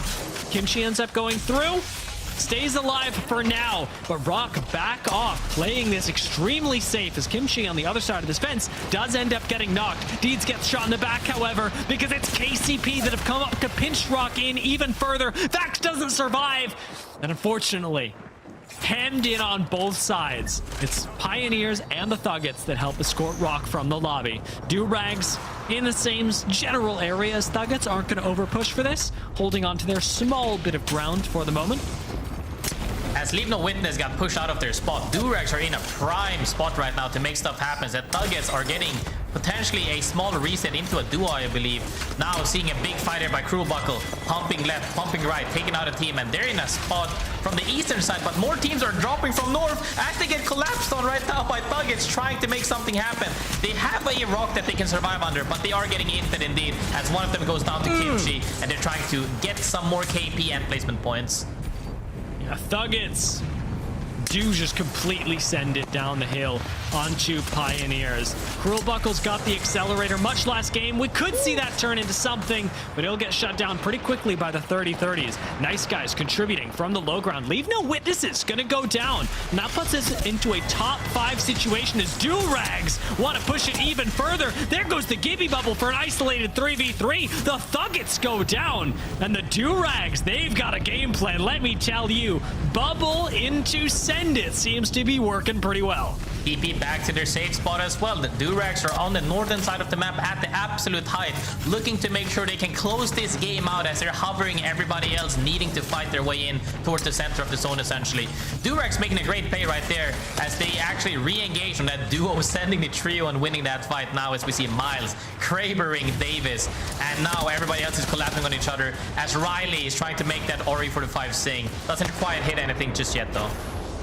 It is this kind of zone, though, where Alter, or rather Catalyst, the most picked controller of this game, can make such a big difference. Sentinels saving the wall, not quite able to use it to get themselves any safety, are going to go down. Unreal Nightmare and Nice Guys out as well. It's just up to Durags and a duo of Sentinels. Finally, the wall goes out, and it is puny. It does nothing. The Durags slide in, and from the high ground, execute the game plan perfectly. They bubble, they kill. Bubble and also Gibiot, and then they're forced to fight them in their bubble, and they win the shotgun fight right there. It was a 3v2, but still very super solid gameplay. We also can't forget to respect the fact that they came from the side where like 6-7 teams collapsed on each other because they all misread the zone pulling north, and they managed to take out push LeaveNoWitness from the northwest side of the zone, occupy that height, and then THUGGETS and Rock on the east side of them managed to put them down, and now they have absolute height. Made a play, got more KP, TP'd back up on height, and then closed out the game. Just super phenomenal proactive gameplay, and they got a lot of KP from that as well, from being proactive. Yeah, I mean, I really liked their fight strat. We called it out several times. The Gibraltar bubble, like you mentioned, the ult, it gets them to the tune of 8 KP. So really, a great game from Durags, matching the KP that Sentinels had. I am wowed, however, by the KP that Pioneers were able to put up. Yeah, they may have finished in 7th, but good lord. Yeah, I mean, we saw that madness happen as well, and 14 kills is nothing to shy away from. However, looking at these two teams right here, solid KP overall, just a good performance. You know, it's nothing out of the ordinary. 8 kills is something that's anybody is happy with. I would say anything beyond two team wipes, which is 6 kills, is obviously very good to have. Yeah, this was really fantastic for both squads. I want to take a look, however, at how it impacts their overall series standings. Sentinels going to be moving up, of course, quite a bit, up to 7th. But taking a look for the Durags, they're the ones in 3rd right now. 28 points to the 41 that Pioneers currently lead with. And when you look at this, it's no mystery where Pioneers are getting their points. They have way more KP than everyone else. Their placement points not nearly in the same state as, say, LeaveNoWitnesses and Durags, but that doesn't seem to matter too much. Glitter, I'm cooking up the same take that I had this morning that I admitted I was wrong about, where I'm like, KP better than Zone, but I know that I have 3 games left and this could all go wrong at any moment. Yeah, to be fair, we saw what the swap over to E District did for our teams in EMEA as well. So it's still anybody's game, but once again, it might not have been as impressive a performance, but we're seeing consistency out of LeaveNoWitness, finding themselves in top 6 again, which puts them at that 2nd place spot in the overall. And I don't know, I feel like these early weeks are always such a good opportunity for the teams that want to show up and make a mark to do so. And when they take advantage of that, it makes me very happy to see what we've gotten so far here on Storm Point. But like we're talking about, E-District could really shake things up. So I'm not going to count my chickens before they hatch, so to say. All right, we'll see what the last 3 matches do for the day. But of course, before we get into those matches, it's time for a little bit of a halftime break. And one of the first things we want to do, because a lot has happened already somehow, is walk you through what you might have missed for everybody here at home. And the first thing we're going to talk about, because I'm excited to see chat's opinion on this one, is our KP Poll World Ranking. Now, this was voted on by the community for the best teams in the world, and we are in the Americas region, and right at the top, we have Team Falcons in 1st place and Rock in 2nd. And, you had mentioned earlier on, Dia, they're a team that I think has a lot of eyes on them with pretty high expectations, so could be some added pressure for them, and definitely had a little bit of a slower start to the day. They did, and I'm curious actually what this is measuring. Obviously, KP Poll, they've got their own philosophy behind things, but I wonder if this is a current power rankings, or who are the best teams in the world at the moment, or who's going to do best at the start of Split 2? Because I think those answers are very different. If we look at the start of Split 1, Falcons didn't even place top 10 in their first day.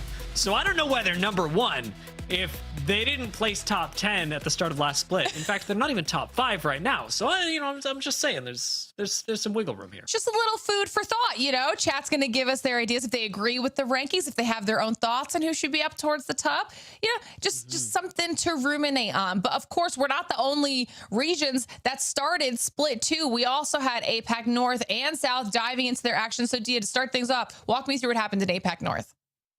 I mean, APAC North was at least in the first couple of games, a steamroll performance. Soten looked really fantastic in the first couple of games. The team amassed 45 KP over their first 3 matches. And again, they were doing the same thing. Storm Point, then into E District. Kakiguri, their player, ended up dropping 31 kills across the series. But most of those were on Storm Point with 8 kills, and 11 kills. So Soten certainly showed up and scared everybody. But then in the back half on E District, they did fall off quite a bit. So we definitely got this big lion rearing its head. And then ultimately, Enter Force 36 came in and said, all right, well, we are the folks with the experience, the international, the regional experience to end up taking this. Got first place. But the takeaways for APAC North really are that we should be looking at squads who are able to get really nice individual map performances as well because of how much they can shake up the leaderboards and how you're able to adapt that from game to game. E-District and Storm Point play very differently from one another. But if you're able to dominate one map, it's just a matter of solving the other maps, and that is not nearly as hard as solving things as your team synergy. So keep your eyes on Soten, keep your eyes on Kakiguri, because this is clearly a team with a lot of potential in APAC North. Love that. Things are starting off strong in APAC North, but of course that's only one of our APAC regions. So that means we also need to check in with APAC South, Graceful. So tell me what happened over there. I mean, APAC South, as well as we know, very talented individuals coming out of that region. As I believe every single match had a different winner. And when you have matches like that, you always know there's a storyline for all the teams that are putting on the performances. One of the teams that put on a big performance was Tom Yam Kung right here. I believe they had a 17 kill game and they ended 3rd overall, which is nothing to scoff at, as we can even see Genome right there mesmerized by the gameplay footage on his screen. He's just so happy to see this happen, as all of these players as well, very well known. I believe that the region is so strong. Like, all the regions have grown over time, and I like how we always say it for each land. This is the strongest the community has ever been, and it's ramping up with new additions to the game as well. We get to see more individuality come out of these teams. As also match 4, 5, and 6, Wolves Esports had a huge performance. They actually managed to get they got 57 points across 3 games, and that made them win the whole series as well. Wolves Esports taking it home, really solid performance. I think though APAC South has been, I believe they have also had picks a little bit differently, maybe to the same. It's not been skewed in any way by any means, but I believe also the same way as EMEA and America has had different regions where some teams prioritize Newcastle and Rampart a little bit more than other regions. We might see a little bit more flavor to other regions like APAC South and North, and as I would like to see when all of this meshes together on LAN in the future. As we see the total points here as well, humongous point there on 88 total points. Crazy.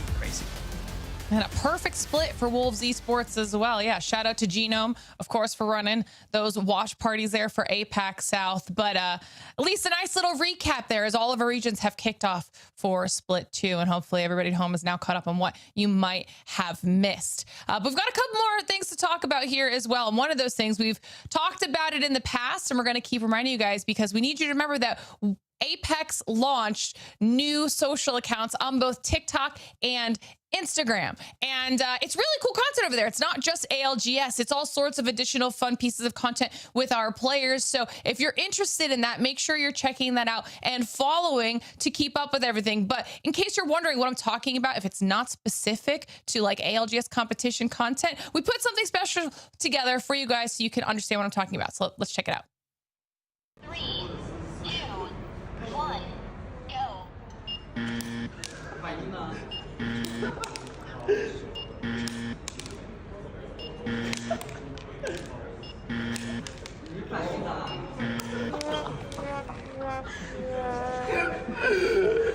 Three, two,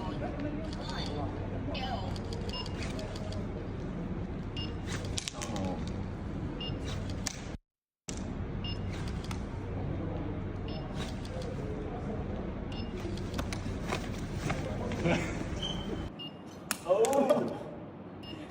Bro, this is hard. Then we can edit it so it'll take all along with him. Bro, I didn't get that one.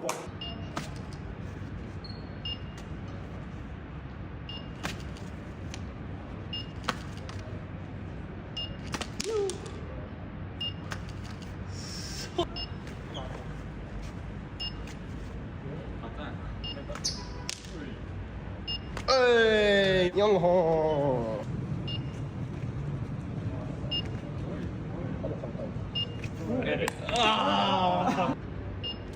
No, come on, I'm reacting back to catch it. No! No!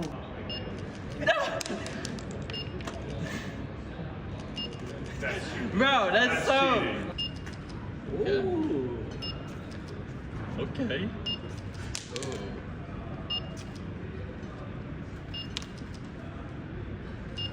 Hey.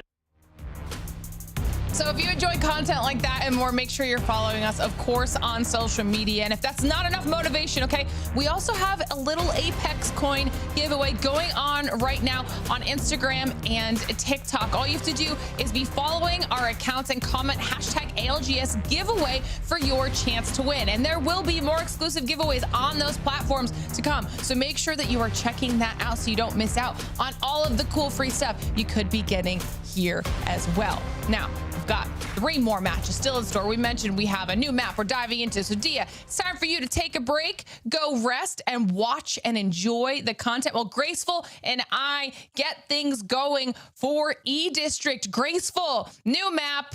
Everyone's warmed up, ready to go. You prepared? Give me your thoughts. How do you think E-District is going to go here? I mean, we saw E-District action before earlier today as well, and it was phenomenal. Seeing teams needing to play different. We saw a lot of Wraith gameplay on that map specifically, as, you know, Legends are getting banned, of course. But I'm so excited to see how people are playing around this, because this is one of the maps where, like, you're not... I'm not saying it's more mistakes on other maps, but you're punished way harder on the other maps, in the sense that if you get stuck in a choke, you're more than likely dead or you're gonna get collapsed on. Whereas on E-District specifically, you're never really stuck. Like, it's very rarely, like, until zone 4 or 5 that you're really stuck. All the zones previous to that, you could almost always avoid a team gatekeeping you. And I'm looking forward to see how teams play around each other in that sense. Like, are they looking to actually keep chasing people and fighting on the outer edge, or are they gonna look to opt to rotate around each other, play more towards the zone center playstyle, as we have seen previously? Yeah, it'll be exciting to see what we get to with our zones, who that's going to end up favoring, how these squads are going to be handling it, because as we head into match number 4, we currently have Pioneers at the tippy top of things, followed by LeaveNoWitness. Will the map change that up for them? You know, we're taking a look here. They're going to be, Pioneers will be on that western side over at Blossom Drive. We'll have to see how it plays out. I'm excited though. I love watching E-District when there's teams that had a slower performance on the first 3 maps. I'm specifically looking at the likes of Liquid Alienware at TSM. You know, we're looking for them to really have a strong performance. And the closer we get to the end of the series, I feel like the more desperate they are to get that aggression in to at least get some points on the board. Most definitely. I also had a little sneak peek right there. We're already seeing a couple of Wraith picks, and I'm very excited to see how these guys play out, because we have seen, you know, we typically have some individual players known for which Legends they end up playing, and Wraith is one of my personal favorites. I don't think anybody can dislike her. Obviously, being the poster girl from the start of the game, essentially everybody loved that kunai, the only heirloom that existed for a while, and seeing her in gameplay makes me very happy. I'm so excited to see it, because I feel like it kind of goes back a little bit to the root of the basic fundamentals of how you need to approach fights. It is no longer the I'm going straight through the wall, I'm ash-sheeping on you, I got mobility super jump to engage a fight. Now it's more, no, you actually gotta walk up, takes fight, and if things gets iffy, you gotta be good enough to recognize when to phase out of it. More to the fundamentals of understanding positioning, and it's always interesting to see how people play their Wraith, because it could be very different from Wraith to Wraith. Frag grenade here. Listen, I don't know what is in the water here today, We're watching our previous match winners in Durags, but when we get a chance to take a look at the map and see where that first ring is going, I said TSM needed to have a little bit of a comeback performance here, and look at that ring, Graceful. I mean, it's a great start for sure if they recognize it and they're playing around it properly. But we already see 5 teams pretty much moving their way in. Liquid, Alien, LeaveNoWitness on the cusp as well. They're going to be several teams already center zone almost. Will they have a spot that they're able to play from? And do they have enough loot? You know, sometimes the amps will definitely help if you found an infinite batteries or if you actually found an infinite ammo. That could definitely help you. But if you haven't been as lucky, because as we said before as well during the amps gets progressively more common the later you go into the game, with bin resets, with drop packages coming down. All of this makes it easier to get those amps. But before that, it's RNG, baby. Yeah, and you can see, I think that a couple of those teams, TSM starting to figure it out. You can see DKK over at Boardwalk as well, knowing that it might just work for right now to hang out a little bit farther north. Like you mentioned, so many teams moved in as quickly as possible to claim some real estate over there in City Hall. As we get a chance to take a look top down onto Sentinels, who are right by THUGGETS, and this could potentially be a third-party opportunity for TSM. Hey man, if you're gonna fight, you want to fight as absolutely early as possible before teams start to settle in, because when they start settling in, that means you have to take less than 10 seconds, 5 seconds engages, because if not, you're gonna get third creep. So if they're fighting, they're about to fight right about now. If not, they're probably gonna lay down low a little bit. But speaking of fighting, Sentinel is already cracking people up here as they got into a small cubby essentially, and they're setting up to either fight or take a breather. You know, this is actually a big opportunity for Sentinels, because I think they were trying to move in on LeaveNoWitness and T-Law, who were fighting back and forth here in this corner. You can see that in the kill feed already. I think Sentinels tried to move in. We've also got KCP in the mix. So, I mean, this is going to be an interesting, very early game fight. So let's jump into listen in here with LeaveNoWitness and see how they plan to play this one out. ¿Se fueron? Capaz se fueron, sí. Este cargador, nice. ¿Atrás? No. Atrás quedó. Sí. Sí, no, pequeño. Ok, metieron Phoenix. Sí, como chill acá.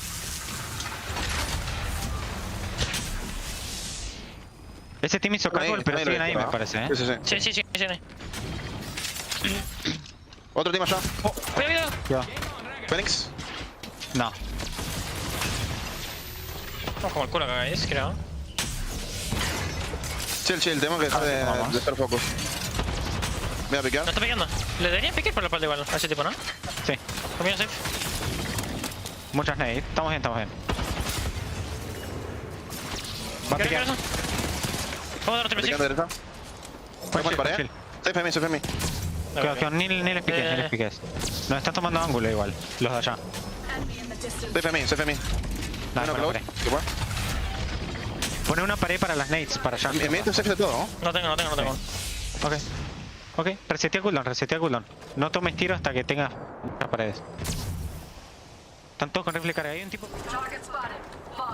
LeaveNoWitness are finding themselves in a bit of a tight spot here, Graceful. I mean, they've got teams on both sides of them who have some decent lines of sight. They were getting poked down, but their rampart walls are saving them right now. I mean, I heard combo chill. That's all I needed to hear. Don't get knocked down, as they almost got knocked down. I promise you, Sentinels would have exploded on them, as you saw them try with the nades and the angle at the same time, but they couldn't really make anything happen, which makes both teams live for the moment. It's definitely a scary spot, because while that was happening too, T-Law do go down. They're the first team out in match number 4, and they were in the middle of that back and forth with Sentinels and LeaveNoWitness. They were all in that area kind of poking each other down, and they end up falling. So smart choice on behalf of LeaveNoWitness to start to back away from that when they realized that they didn't have an advantage anymore. I mean, that's how it goes sometimes. You gotta recognize as well, as I said, like the longer the game goes on, if it was immediately early and it was only them, as we saw before when they got cracked, that could have happened at that point. But when you stall it out for additional 10, 15, 30 seconds, at that point it becomes way too risky to take that opportunity. Because even if they sent them a little bit, like a small bit such as a single trade on like both sides, could just wipe them both off the map. So they opted not to do it. I was worried for a second there. I wasn't sure if we were about to get like a third, fourth, fifth party situation within the first 10 minutes of the match, I was stressed. But now though, someone is pulling towards that same bridge above the water as we saw earlier when Cybercats won in EMEA, in 07-1 in EMEA, which was really nice. This zone, however, has a lot of playable area in different layers because there's so many small cliffs and small islands, I guess, and palm trees on top of them that you can play around if you are playing Newcastle. And we only see a couple of Newcastles actually, but we also do see Rampart, so that could happen potentially. But when we also have some cryptos, when I say some, I mean more than 5, it's gonna be scary because even if you set up, if you get EMP, that's enough for people to rip through you with Sheila, with nades, and what other stuff as well they throw at you. Absolutely. I think right now it's going to end up being those catalysts that come through and really help people kind of create a little additional space if they can't find it, being able to utilize their wall and hopefully survive a little bit longer. As you can see, just how many teams have really bet on that southeastern corner of the ring. We've got a couple more squads moving slower on their rotates, kind of coming up on the edge of the next ring. But right now, after that chaos towards the middle with LeaveNoWitness and Sentinels, it seems that things have calmed down. You can even see on the map that Sentinels did back off all the way towards the north, and now they're near Hot Dog Mafia. I mean, there's so many playable areas, there's really no reason to immediately ape somebody unless you find an opportunity of like insta-downing somebody with a Peter or maybe a charge rifle, because there's just so many playable areas. 19 teams still alive, chilling, waiting for zone to show. So next zone is about to move in 20 seconds. They're just gathering up, looting up, and seeing what happens because there's no real reason to push anybody just yet because the collapse doesn't happen until 2 zones from now. I do love their decision. As Carter's knocked, they're going to see if they can maybe get a little bit of reset here. I do love Sentinel's decision to fully back off and try to play it a little bit safer and not really mess with the potential chaos of 2 rings from now. I think this patience could pay off for them as they are able to get that reset onto Carter, and they should be safe for now. They've got a lot less teams to be dealing with this far north, and Hot Dog Mafia have backed off a little bit, so that could have ended up saving them in the long run when it comes to even just placement points. Yep. And CC on a far away side of the map, southwest actually, in Blossom Drive, just relaxing and taking their time to loot, making sure they're stacked up for the zone coming in later. Because you have to remind yourself that even though you have more utility in the form of amps, if you do end up getting the infinite batteries and everything else, we're also seeing right here on your screen as we speak, blue armor. When you're late, super late, you're almost always purple armor. And when you have purple against blues, you're gonna feel a lot more confident right now. As a TP kidnap is trying to happen, but doesn't really happen. Hot Dog Mafia on their toes, getting naded and dodging TPs as we speak. Hot Dog Mafia made a big rotate here because they were up at Lotus with Sentinels, and now they find themselves dead center of the next ring, trying to see if they can find a bit of a place to hold, but everyone is looking at them. Skittle and Rambo both very low. DMG moving in to see if they can make a play, and it's just down to 1 left on Hot Dog Mafia. What? I told you about the EMP. Even if you go there, if you have a Newcastle and whatnot, right? Like I said, the islands with the palm trees, that one right there. Even if you set it up, if there's cryptos in the lobby, you're gonna get hit. And they lost 2 members immediately. Not out yet, though. We can't count them out because we have seen it even today in EMEA. I'm managed right now. A solo rat could pull it back. We've seen it happen even here in this region in that game before. I mean, he's close enough to get the banners, but DMG were potentially just waiting on those boxes, looking to see if he dares go for it. Doesn't have a Moby, so I mean, maybe it's in one of those boxes again. We'll have to see what Madness is able to kind of whip up there as we get a chance to take a look at Falcons getting that mythic bin and finding themselves happily looted right now. This could be big for Falcons. We see a Kraber, we saw Golden Scout, we saw a PKs, we see Golden Peter, we see Golden Flatline. Nobody's picking that up though, let's be honest right now, even though I love that weapon. They are stacked right now. People do not want to let them free shoot on the southeast side of the map. They are the first team that will have to move eventually. It'll be between NIP and Team Falcons, probably needing to pick a side to rotate towards. But if they get to 3P anything with those weapons in hands, they will make it rain. And we were wondering what was going to happen with Madness while that you were watching that. He did go down, so Hot Dog Mafia are the next team eliminated here. That was definitely a rough time for them to have landed exactly where they did. So unfortunate, but they do go down. Meanwhile, 14K in a serious back and forth here. Buck's a little bit low, but able to survive, and they're keeping themselves alive. DKK is on the other side of it and goes out. Things are starting to heat up. Things are heating up indeed as they're just securing their spot, fighting their way in now. As CC as well, working their way in with the zone right now. Are they gonna hit the UAV or not? I'm not sure. However, I would like to find out. So let's take a listen in with CC. No, wait, fuck, because you ran in front of it. Walk me. I'm just dead, I think. I'm like 99% sure I'm just dead. They're leaving it. They're leaving the spot. They're leaving the spot. You guys need to leave me. You guys need to leave me and go deeper. You're getting cleared. Come to the shack. Coming. I have Moby. I can grab his banner. Yeah. If he dies. I might be able to crawl in. Aping you. Fuse ult. What did I do? Break one. Reset. Full reset. Get spikes down. I'm med kidding. Fuse ult the doorway and res. I'm healing. Res. Where you at? Come here. Res sucks. I have no med kit. I killed their Wraith. They can't. I'm hitting the fuck out of the doorway too. If I re-die, play my knock. You're good. We do need a death ball I'm like the this. fuck out of it. They can't push. Cannot Drop me push. medkit now. Drop me medkit now. Drop. We're good. Listen to me. After medkit, we're gonna talk about how we're gonna kill this team. We're gonna EMP to kill this team. Guild, give me your swap. Guild, swap power ups. Yep. Cause I'm gonna EMP. I'm gonna need it back after this. You might have drop me. I don't think they did. You guys ready to go? Drone it first. They're in there. Are they? I brought back you. They're gone. Phenomenal play from Sykes and Guild, holding it down as Zach got knocked early on that rotate.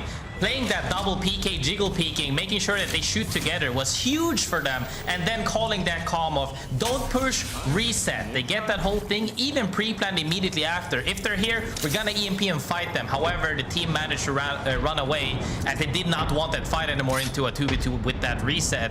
So now, ZZ looking from a good spot, walking in with the zone. Yeah, honestly, they have been playing really well together. We see Falcons going down there in the kill feed. We also popped on over for a quick second to see TSM was just down to 1, trying to get those reses, and they should be able to get a full reset, but they definitely took out whoever they were fighting up there on the northern side of this zone as Zach is using the bow check to do some destruction, and Guild moves in. Nice. This PK is putting in so much work. NIP go down at the hands of ZZ as they continue to try to move and find some safe space to see if they can recover a bit after that fight. That was crazy because that was just a random ash chippy Guild did just to make sure one of them survives. Guild went around to the east side. Zach went straight forward, and they're about to meet up in that river potentially. As Zach right now is trying to find a place to live as he's getting shot at by Bridge.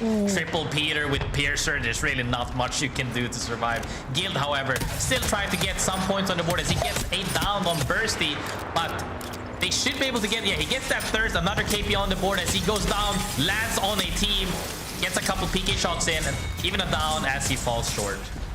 Listen, he's going to go down in a blaze of glory if his team is no longer available. He's going to make sure everybody else's game is ruined as well. Definitely a thorn in the side of those teams. TZ is out. As we get to see what's going on here with Falcons. How was knocked? Looks like he's able to get up, back, and reset here, and getting a nice little Skynade come through. Pioneers eliminated at the end of that, but Falcons have managed to set themselves up pretty comfortably here. They're looking for a solo that was kind of running around near the bottom that was doing a little scouting for Unreal Nightmare, but they decided to back off, and Unreal Nightmare is back as a trio now, and Falcons have a decent position with the Kraber in hand. Falcons got to a great spot, honestly. They were behind 2 teams before. Huge collapse by Zero here on the team under the bridge. They're probably not gonna engage on that. However, good macro rotate from them, as we expect from Zero, making those calls, making sure that they get into the next zone. Now he's already scouting, even though he's making sure other teams aren't able to walk up. Because sometimes if you take too long to pre-plan, another team could be creeping up on you, especially on the same bridge as nades comes out. But making sure that they know that you have a Kraber and Peter with Piercer, they shouldn't be able to take those peaks for free, as they're now throwing out utils and ultimates at them as well. Falcons Falcons are doing everything they can to stay alive here. Looks like they're about to go for that rotate. Use the Wraith portal to hopefully get themselves a little bit safer position, as it was Rock up on the bridge with them that had started to poke damage towards them. They do escape. The wall goes down, and now they have a little bit of breathing room over in the next ring. But Unreal Nightmare also makes the move in very close to where Falcons are, and everything they had around them for protection has now been destroyed. Great spot that they managed to find. However, two teams are coming in from the same side as them. They should be engaging in a fight here, as we see as well. Other teams are also engaging, because this is the collapse I'm talking about. PK's coming out. Gyose, oh, now I'm feeling about Gyosa, is trying to hit some shots as they are falling. They're trading it, actually. They get the wipe here, but they're kind of in a rough spot as other teams are also walking in with the zone. Should they be able to get the reset here? It's a little bit hard as Cody as well on the cusp on the zone, surviving there. Nice guys made it in.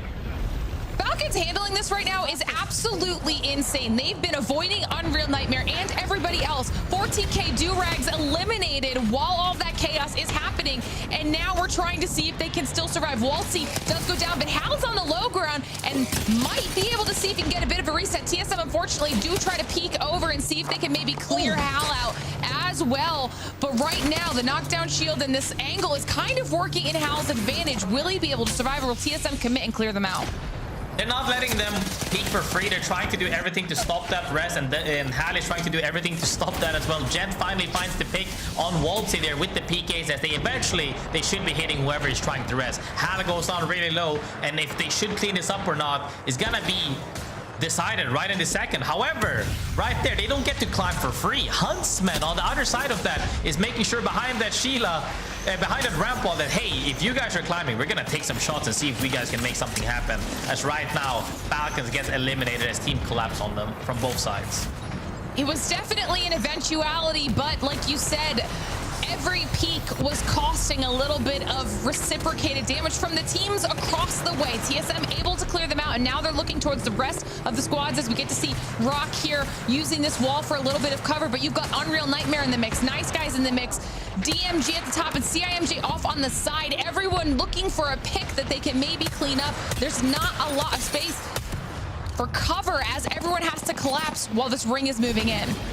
DMG and TSM are looking in the most promising spot right now. I would honestly say TSM even might be in the better spot if they can hold out in front of them where Cody right now is standing. Nice Guys, Unreal Tournament, CIMJ are right now collapsing on each other. Three teams right now are looking to do something happen. CIMJ actually disengages and gets back out as the duo they are, as Rock Esports and Nice Guys and Unreal Nightmare are real close to each other and all throwing hands.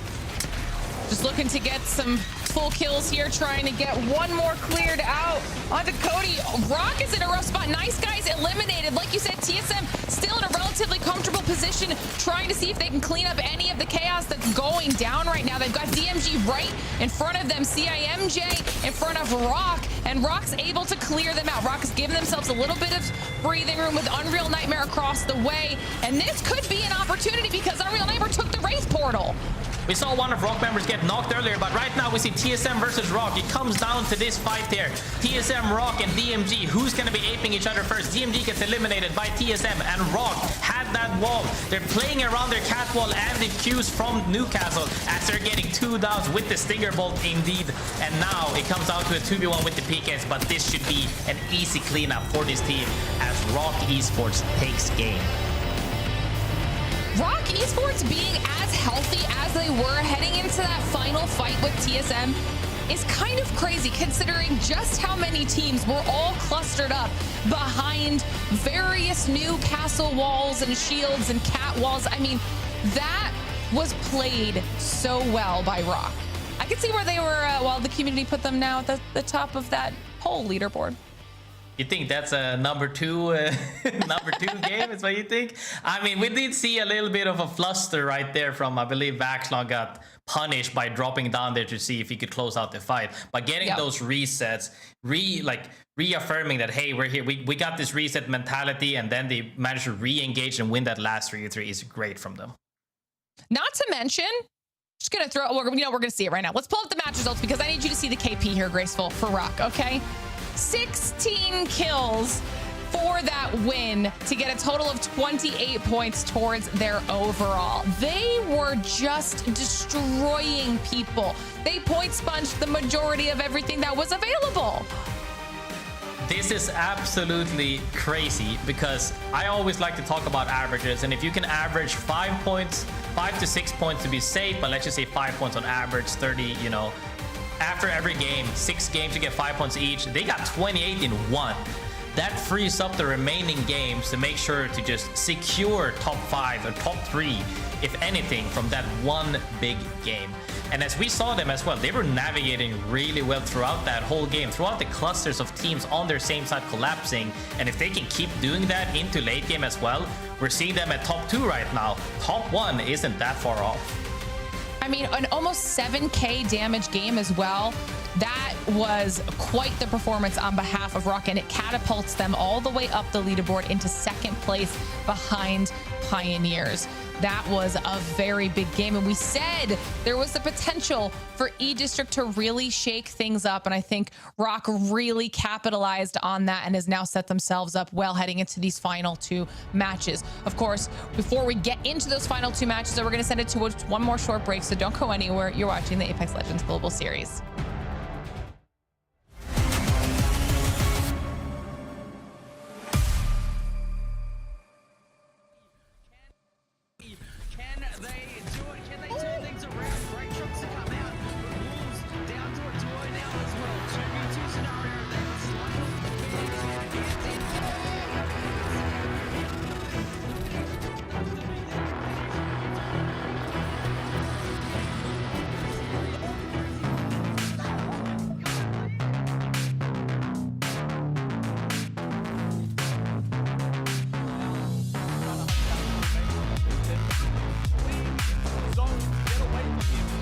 That's how much of a demon this guy is. Dumb for Genji, dumb for Aces. What an absolute king. Coming through here as Ring starts closing, this team needs to try and get out. We can see Remarkable team getting beamed, they're pinned down. I think Vegas Inferno has the position, the Sting Box already out there. The Ash getting in, causing chaos, and this should be a pretty clean wrap-up for Vegas Inferno. They'll lose one member getting knocked. TYK would love to have some more heals. Give him an armor swap at least. There we go. Gets 100 back in. They have got so many kills to their names right now. Double Stingers come out. Blind firing behind the walls. Who needs diamonds? He's got the Stinger ticks to tell him where the enemies are. And TYK absolutely demolished the lobby here in game 4. Charge rifle doesn't miss from there. Stinger bolt going out. NML going down. It's all down to this final fight. And I believe Mango just down to a solo. Wolves should clean this up once they find the final player. They will. They're all on it. PK's in hand. One knock comes through. That's going to be it. Wolves will be our champions yet again. So it's kind of crime rat location here for QOR. They are harassing Wolves at the moment. We can see the fights are going down everywhere. And we do see TYK go down in the feed. GDG are going to destroy third party as QOR get eliminated. Yeah, QOR, I was going to say it, I feel like they had the upper advantage because they had the Newcastle, but they put the Newcastle wall in the worst spot. And now JD Gaming are looking to come in and get their first win of today as well, and they will take the final W.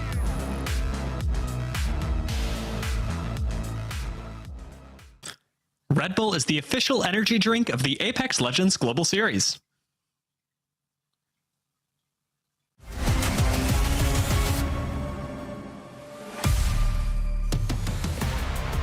Welcome back to the ALGS, everyone. My name is Dia. I've still got Graceful with me, and the best part of this is that we've still got 2 games left to go on E-District. Before we jump into those, I want to remind everybody at home that yes, you're watching the Apex Legends Global Series, but the players got here somehow, here being the Pro League. And you can get here as well, funnily enough, through the Challenger Circuit. We've got 3 more happening during the course of this split. Our first Challenger Circuit happened just a few days ago, with the winners being Zest Fest. Funny thing about Zest Fest, Graceful, They won the first Challenger circuit without winning a single game in the finals. They got second a couple of times, but it was the kills that really made the difference for this squad. Something that we've been going back and forth on even in the Pro League today. Fun thing about the Challenger circuit is in Split 2 is that it doesn't just have the chance of pushing you into Pro League. It actually has the chance of getting you into champs. If you play your cards extremely right, you can make it through the LCQ and into champs. It's tough, but it's doable. So if you're seeing what teams are doing today and you're going, what Rock just did, I could do that, show us, and we'll see you in Japan. I mean, you said it. Challenger Circuit is where it's at, and I think everybody has the opportunity to make it happen. It's not just a dream right there, but I think anybody could make it happen. However, making it happen, let's take a look at Final Circle from last game, because that was something else. I'm so impressed with the way Rock played that, because they actually came from the side where most teams had to collapse from the bridge side, aka water side, where so many teams, we saw the likes of Falcons as well in that corner get collapsed on. We saw other teams as well needing to fight with Unreal Nightmare get taken out, and Rock even dropped one member, got the reset as TSM engages on right here as DMG goes down, and then they close out the fight as Gent is kind of low, Aiden kind of low, and they just win that 3v3 with an ease. Honestly, it was phenomenal gameplay. They had so many kills from that side that collapsed on. All I was thinking during this Final Circle, outside of, wow, you know, Rock are clearly going to win this as they're coming in for the third party, was remembering back to EMEA when 07 won a Final Circle that was like right there. It's basically the same circle, but you move over the center just a few feet and see how different the end game is. Because this one didn't have one team waiting in the wings for something to happen way on the low ground. The low ground didn't exist. And by just a few feet, everything managed to change. I love the way that Rock played that. I love that Catalyst was still in the conversation for this as well. And, you know, a bit of tough news for the viewers at home. Catalyst not going to be in contention for the upcoming games, but that just means more variety, Graceful. We'll get a different look at what it means to play E-District. Yeah, most definitely. I'm also very happy seeing more Wraiths right there. We also saw some ramps as well. Makes me very happy because I feel like she is one of the characters that's like, she's hard to use because if people just literally focus fire, it kind of goes down real quick. But if you manage to get that setup done, you have so much power with that shield and holding teams out. Like, people will literally run away from your side of the map if that does happen. Whereas if you only have Newcastle, we saw that as well happen right there to Madness's team. One EMP was all it took, and they just got like destroyed right there. And it's so hard. But when you have some characters that enables that, but like Caustic as an example, but he gets banned really early, now you gotta take some new approaches, some new strategic approaches to it. Hey, can we maybe try this, try that? I like seeing Wraith, I like seeing Ramp. Let's see if it sticks to that, but I believe so. Yeah, some teams definitely prioritizing Wraith last match. So there's potential for Wraith to be taken away in match number 5. We'll find out a little bit more about that once match number 5 gets going. Before we jump into it, I want to remind everyone that we're kicking off some new socials here at the ALGS, specifically around competitive Apex. And so on Instagram, on TikTok, we are posting Reels, we're posting TikToks. That's what they're called. They're not called Ticks or Talks, TikToks and Reels. So you can check those out and all of the ways that we can get to know our players through them. For a little bit of a preview for that, we're going to take a look at what we've got up on the Reels and the TikToks. Who is your Mount Rushmore of Apex Legends? Pal, Dizzy, Wig, Asu. Who are your Mount Rushmore of Apex Legends? Pal, Asu. Probably put Dizzy up there. I'd say Nice Wig. Who is your Mount Rushmore of Apex Legends? Okay, so me for sure, Asu, Wig, and I gotta say Reps. What's the piece of paper you have on your keyboard when you're playing? やったかもな。今持ってないんですけど、あれはファンの方からいただいたクレイジーラクーンのセリー選手3、まあ今は3なんですけどのなんかスリーブみたいなのをもらって、自分が大ファンなので昔からなのでなんかお守りに置いてました。SMG. SMG. SMG. SMGs. SMGs. SMG. アサルトライフルです。 Probably assault rifles. SMGs。アサルトライフル。 100% SMG. アサルトライフル。 SMG。アサルト拾えない。SMG。SMG。 SMGs. アサルトライフル。アサルトライフル。 Assault rifle. Definitely an SMG. It's so much more fun. SMGs. アサルトライフルを一生拾わない。SMG。 SMGs. I'd go SMGs. SMGs. SMG. 冲锋枪。 Oh, SMGs by far. AR。 SMG. ARs. SMG. SMG for sure. SMG. 衝锋槍。SMG for sure. SMG ですね。 Assault rifles. アサルトライフルですね。 Assault rifle。 SMGs。 Has to be assault rifle. アサルトライフル選びます。 SMGs. 衝鋒槍。 SMGs。 SMGs all day. SMGs. SMG. ARs. SMG. ARs. To get to know our players a little bit better and perhaps pose important, life-altering questions like SMGs versus ARs yourself, you can check all that out on our socials. Graceful, I know I asked you during this morning, so I'm not going to ask you again. Guys, it was SMGs. Now, for Graceful, there was also some contention around what the question actually was. We had to go back and forth on it. Maybe you can check out the VOD. Hashtag FaceItWatch? I'm not sure. I'm not sure where we're going with that. Where I am sure we're going, Graceful, is back to E-District. And it'll be fun, actually, to look at E-District again in a bit of a different light now that we're going back for the second time, because this is where the drop spots really start to matter. Of course, they mattered in Game 1, but from game to game, it's really interesting to see how different POIs affect teams' chances of making it into different quadrants of E-District. Yeah, most definitely. And as the zone shifts as well, some teams will have better prios and whatnot. Some teams are opting to just go in super early, but getting essentially gate capped like DMG did right there to poor Madness's team with the EMPs.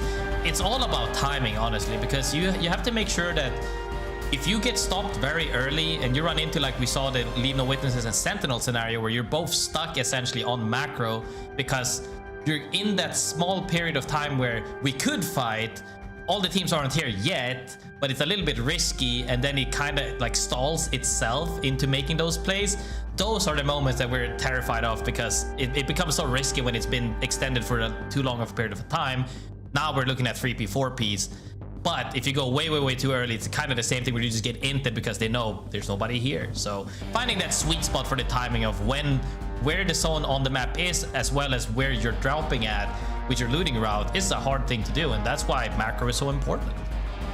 You know, speaking of macro, and especially the decisions moving into these games, it was interesting to note that Ninjas in Pyjamas were the first team to elect for E-District over Stormpoint in terms of their priority on POI. But instead of most teams, as they go Lotus, things like Energy Bank, Ninjas in Pyjamas' first pick on E-District was Stadium. Very, I suppose, given their history with the POI, a little bit better, but in the macro of Apex Legends, in the macro of E-District, Stadium tends to be a lot less popular than other POIs. I definitely think it could be more of a comfort pick, as well as you know how to play from certain POIs more than others, as we're now finally hopping into the game. I'm so happy for this.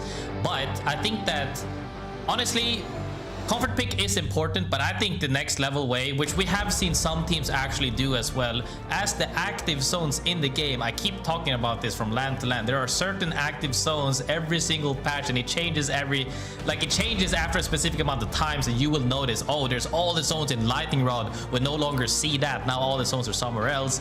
When you can adapt to where the current zones are mostly hopping at, and you pick a POI close to those, if you're a center zone team, that's huge for you. But if you're not a center zone POI team, that you like to play fast rotating, and you're more like, hey, we like to loot up, we get purple armor, we're looking for fights, we have good fighting prowess on our team, let's take advantage of that. Now it no longer really matters as much of when you're actually gonna need that macro, because you just pick a POI that you're comfortable looting with, that has good loot essentially. And seeing these two playstyles mesh well is always fun, because it's vastly different, and that's why we see some teams up the leaderboard with huge amount of KP and no placement points, because all they're doing is looting up and taking proper fights over and over, and some teams rotating early and getting those placement games, getting solid late game, and that's where they're getting their points from. As we also see here, the zone all the way up north this time. I'm happy to see less water now moving all the way up north, seeing these ending where THUGGETS is currently at as well, and we see they're super happy up there. Hopefully they get a good read on the zone and knowing where to play early to lock teams out from coming in. You know, funnily enough, because I was talking about what you prioritize and when, THUGGETS were also a team that picked E-District first, and they picked Lotus. So this must feel extra good when you get the zone pulling right on top of you. It is going to depend on whether THUGGETS actually know this. I know they have a ring console. I don't recall if they hit it in the first couple of seconds of the game. So if they hadn't, they're certainly going to know as more teams start to pile in that, yes, the zone is likely ending around us. And a really good spot for THUGGETS to be in is when the zone pulls to you, you are expected, you are, I would say, advantaged in being able to make it up into the top 3-4 squads. Quick note on the legends for this particular game. Funnily enough, Wraith topping the leaderboards, 10 picks for Wraith. Interesting note, however, Graceful, Rampart is tied with Wraith. 50-50. 10 teams have Wraith, 10 teams have Rampart. One of these legends is getting banned. I mean, that's what I'm saying. I'm so happy to see that as well, because we talked about it a little bit in the EMEA region earlier. I was like, why do I not see as much here? Is that some preference to the different regions, which I'm very happy to see, because when you see that, like, and then they clash as well, right? You're like, oh no, we don't like playing her, oh no, we like playing her, and then you see each region bring their own favorite picks. How that plays out is always so fun to see, and NA right there playing that Rampy makes me super happy. Wraith I kind of expected though as we get later into the matches, because she's just like a super solid pick, but not as strong as the typical early bans as we see with the Caustic and the Altar, etc. Ninjas and Pyjamas making their rotate. It is a little tough out of Stadium. They move past Nice Guys, but right into ZZ and have to double back. Not early enough that you're comfortable taking a fight, or I guess looted up enough that you're comfortable taking a fight. But 30-30 Peacekeeper does still hurt quite a bit. They take some poke at ZZ. We're trying to make their rotation through and likely into the energy bank area. Again, with so many chokes on E-District, there is sort of a web of decisions you can make to get into the zone, but there are only so many paths that you can take from Stadium that ultimately lead to the zone. I mean, this is so much fun as well, because on that map that we saw there's so many teams in that area with the team names, you can't even see the buildings anymore, because this is one of those areas. If you look at the map right there, just this photo that we're looking at right now, how many playable areas aren't there? I believe 20 teams could probably fit right in and still like survive, like exist right next to each other without needing to fight, and that's crazy. That's something that only this spot actually provides as well. This map in general is really good at keeping teams alive naturally, but this spot specifically, so many floors, so many layers, like you can coexist everywhere almost. There's an important question here, and I'm gonna do something dangerous. I don't have the answer to this question, but I'm gonna pose it anyway. I want to know what ALGS game across any region had the most amount of teams, like let's say 20 teams, that survived the latest. Has it been Zone 1? Has it been Zone 2? How long have 20 teams survived? There's a stat out there somewhere. I don't know if we have it. I don't know if somebody knows it, but if you do, at me. You mean like the most amount of teams at the latest amount of circles, right? Yeah. I think we've seen 20 circle 4, have we not? I don't know if we've seen 20 circle 5. That's what I'm wondering. You know, I don't think we've seen 20 circle 5. That's impossible. And I'm pretty sure we've seen for a brief second 20 circle 4. Definitely circle 3, maybe even circle 4, and that's crazy to me. But I think this map definitely makes that a lot more possible. Like I said, because there's so many different pathways to get to your destination that you're aiming for. So like you never really get stuck anywhere. Not like World's Edge and there's 2 chokes and there's 5 teams on the way holding you, gatekeeping you. Here there's more like 55 chokes that you can pick between. You don't really get stuck unless you get ratted on or somebody mirrors your macro essentially. So definitely interesting to say. I would like to know that fact as well, as we see Luxford on that Wraith doing a little bit of scouting perhaps. Yeah, just managing to get from place to place safely. We also checked in with Pioneers, which I thought was interesting. Sort of sitting in a building south of Lotus, still in the POI, but definitely not in the main stack of a couple buildings that you've got just off to the north. What do you think of these small buildings when it comes to the late game? Is it safer? Is it more risky to play in a spot that a lot of people are going to be rotating through? Because especially for our first place squad, risk is going to be a really important thing to evaluate moving into game 5 and 6, where you can lose that lead. I think it's mainly dependent on which legends are actually available, which the legend ban system has done phenomenally by changing the games. If the game starts on E-District where you have Caustic up, right? Small spaces immediately is doomed. You don't want to be in any small building at all. But if Caustic is banned going into E-District, that's very different. Same with Alter as well. If she's banned, all of these smaller enclosures are a lot safer than before. Whereas like, where if you get kidnapped by an Alter, if you get stinkied by a Caustic, it's not no good, right? It is, I suppose, difficult, but knowing that there's no Caustic in the lobby, maybe a little bit easier to decide to hold some areas. We'll see how Pioneers work things out, because what we talked about Pioneers and in Split 1, their incredible conversion rate from top 5 to winning the game. Half the games that they made top 5, they won the game. They've also actually got a nice secret addition here, which I really like. The fact that Cersei, who was on Ninjas and Pyjamas at the time, actually had the highest top. Whoa, Falcons are down.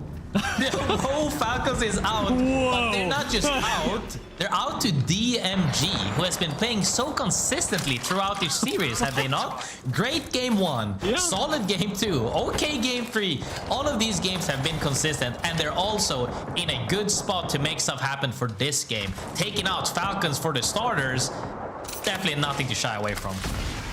That was like fast and silent too. Like it's just they're gone. And crazy that we're saying that, but I will remind everybody again, if you're at home, you're dooming, you're like, no, it's game 5, why? Remember, Split 1, Falcons won. Split 1, first day, Falcons placed 13th. There's hopium here.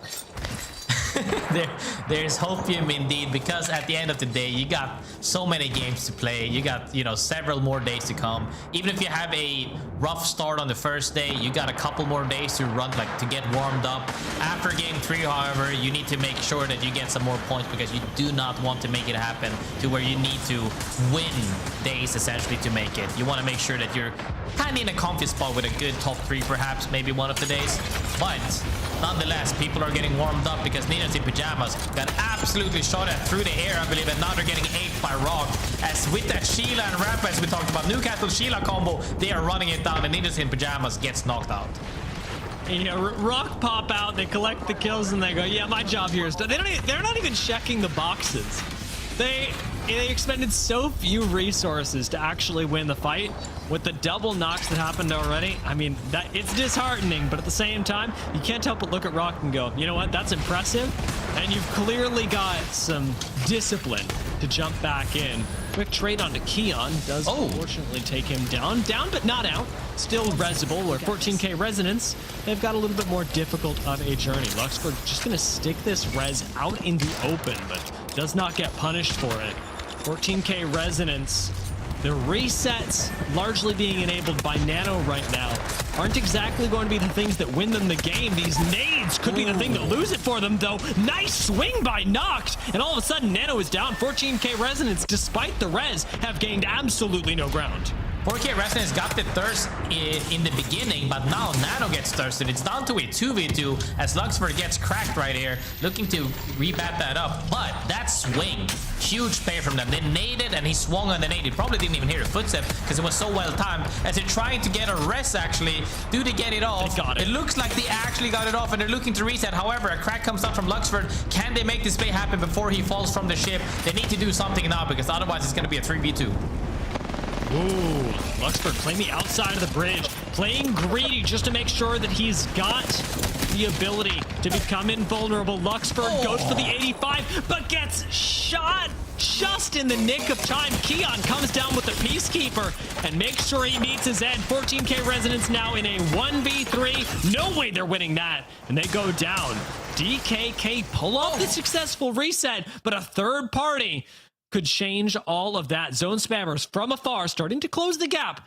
DKK, though, I'm betting they're able to reset this. Yeah, 100% to get the reset. He was just looking to see if he could get anything, perhaps a thirst. They're not sending that because zone spammers are indeed in the next zone, looking to gatekeep. Nice. DKK most likely going to go through the chokes. Will they get collapsed on by zone spammers from the left? Pioneers from the right? We'll have to see. But they're happy with that nonetheless because they started off very rocky right there. One of them went down early and got thirsted. They managed to duo fight that and get Nano out of the fight as well. And then even getting that reset as Keon came down with the PK on his head. That was such a good recovery from them. They're definitely happy with that. And it's going to help that they've got the additional 3 KP now, something that DKK absolutely needs, sitting in 17th so far, and that's 17th with the additional 3 KP that they just got. So you got 3 points to where they started, and they still haven't even cleared bottom 5 for a team that we highlighted at the start to look out for, especially because the history surrounding these individual players.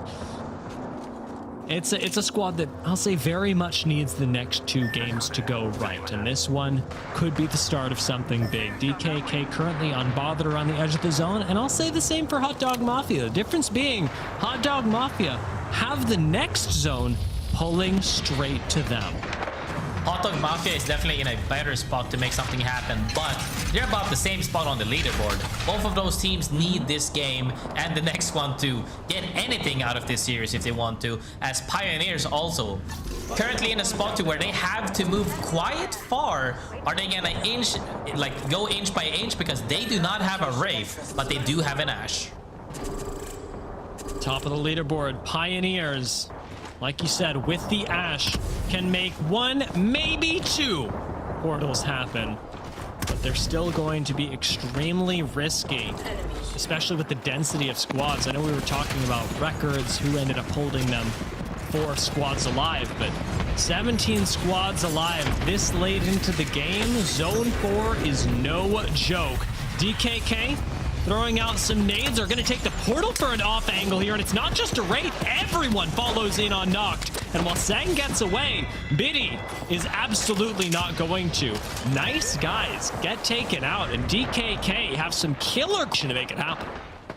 Finally, DKK getting some momentum, especially what they needed. More KP, more loot, they're very happy with that. But the journey isn't over. They're still not in the next zone, as several teams are in front of them. You're gonna need to fight at least once, maybe twice, to make it into the next zone. So it's gonna be interesting to see how they work this out, as Pioneers are on the side of them right here. They're also in the spot of, hey, do we hold them out or do we go ahead and try to gatekeep? But they don't really know what's ahead of them because they can't scout properly without potentially getting punished. So they're leaving it up to last couple of seconds before they make a route. We'll have to see if they can make this safely or not. Pioneers planning out their rotate. It's going to be tough, and holding on to the portal for as long as possible. I mean, it could be the patient play, it could be the desperation that gets you at the end. Liquid Alienware, however, sitting in zone. This could be a huge game for them. They're positioned 20th right now. You tell me Liquid is 20th on the first day of Pro League with teams newly promoted from Challenger Circuit? I don't believe you, but I'm seeing it right now, and this game needs to be a turnaround for them as Pioneers finally start making their push, but they lose Jay completely off screen as Cersei makes a separate push up on the high ground. The team is on different pages, they're doing different things, and now with Jay full thirsted, Pioneers have to rat things out as a duo and see how far they can get. Trollbuckle and Cersei on different side of that doorway right there, as Noct is hiding behind the knockdown shields as he actually got bursted with that RE45. CIMJ as well looking to make something happen as all these teams are collapsing for the same spot essentially. Cersei tries to make something happen. Noct, don't go down without a fight, as Trollbuckle is currently confused going up the zip line. He's just trying to make it out as Pioneers gets eliminated now, as another team, I believe, climbed from outside on top of the second floor, is looking to get some more KP and join the fray. CIMJ, part of that confusion that contributed to an unfortunate and early exit for the Pioneers, now hold this high ground and the death boxes that DKK left behind. I believe DKK still in this, looking for the last member. Yeah, Noct is still around. See what sort of trouble he can cause. If somebody can, you know, take a few members of a team out when they're not looking, it's definitely going to be Noct. The zone, though, really looking good for Hot Dog Mafia. Hot Dog Mafia is super happy. I believe their ban is still in, is it not? Maybe their ban is still in and they're super happy about this because even when the zone is closing next, they still get to do so much. However, Liquid Alienware, as you can see as well, up top there, being very happy. DSM finds the team behind him, walking in with the zone right now, has a Kraber in the hand. Dupe is looking to make something happen as the zone is currently slowly closing in. Half Sip comes out. They're taking the next height. Are they able to survive there from Hot Dog Mafia? We'll have to see. Gilderson's really contributing in the kill feed, and LeaveNoWitnesses fighting against ZZ as well. Up on this high ground, Blaze does go down, but Zilach and Redatricky still alive, still fighting as Portal onto his face. Guild shows absolutely no fear, and LeaveNoWitnesses are escorted from the lobby. High ground fight is won by ZZ, and Rock Esports go down. Huge play right there. CSM as well. We're holding everybody, but when they saw that zipline play happen, they had to fight, and now it comes down to just Dupe alive on 13th spot right now. Needs to make something happen as he drops between two teams. Immediately gets shredded. DMG also gets taken out, as now we're looking at Riley trying to survive on top of that small cluster of a platform. Sentinels have basically no space to play. But ZZ, with everyone up, now that they've won the fight against LeaveNoWitnesses, what do they do from here? It looks like their playground, right? They've got high ground, they've got not a care in the world, but they are gonna have to rotate at some point. Not only is it their playground, they have Fuse. They are just spamming it down, even without nades, and he has 5 frags. Even without nades, he has 5 frags and 2 turbines on him right now. He's just spamming cluster, and that's enough for them to make, like, they're really uncomfortable with those clusters coming from above. And now we see Durags in a solid spot, 6th overall, trying to make something happen because they have to move. As Team Liquid Alienware said before, was super far down low on the leaderboard, in a good spot to get a couple of more KP and potentially better placement. And they've managed to eliminate DKK. So like you talked about, those kill points coming in clutch. ZZ, however, gonna have to make a decision pretty darn quickly. A drop down seems inevitable from this squad, and would put them basically right on top of the Durags, whose only entrance is onto this patio.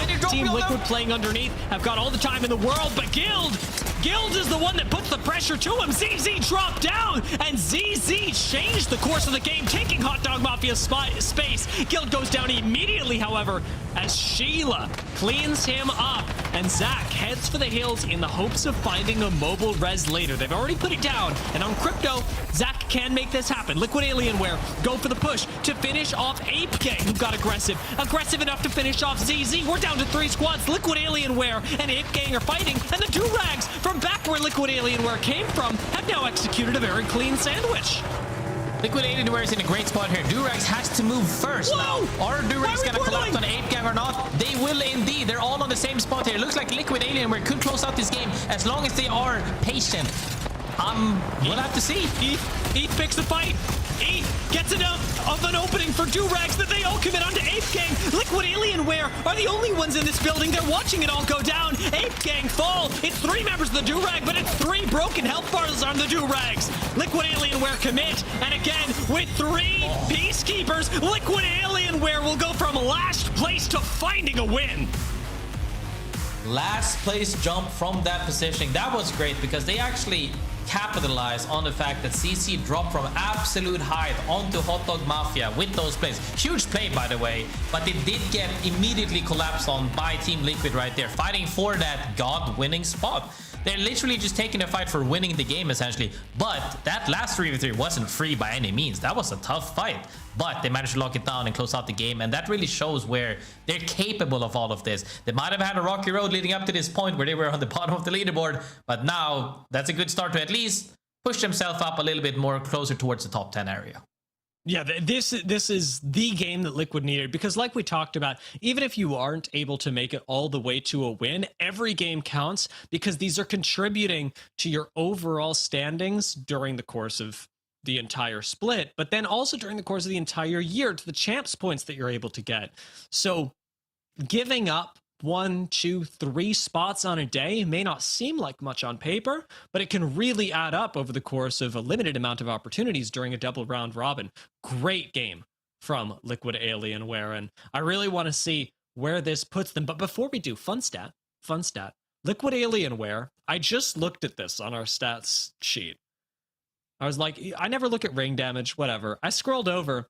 Liquid Alienware, the only team that hasn't taken any ring damage all series. Weird stat. Let's take a look at the match results.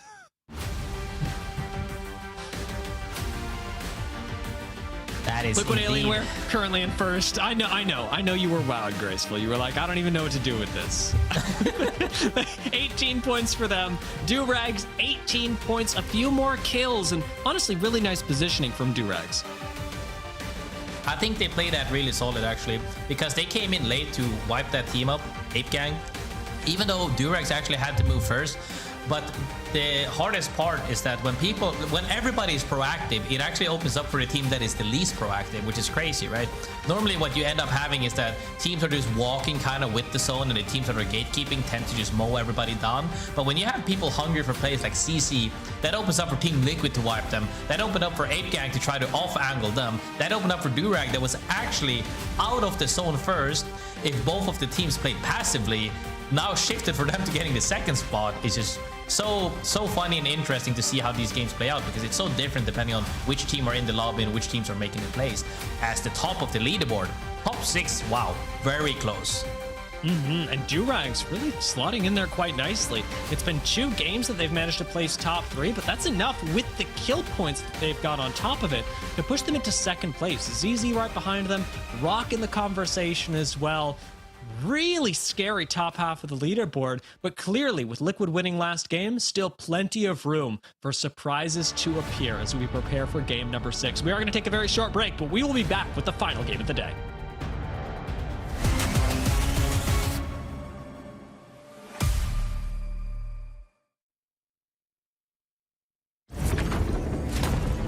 Dedication, competition, greatness. For some, it is the reason we forge rivalries, drive to be the best. Others, mate, we're just here to have a bloody good time.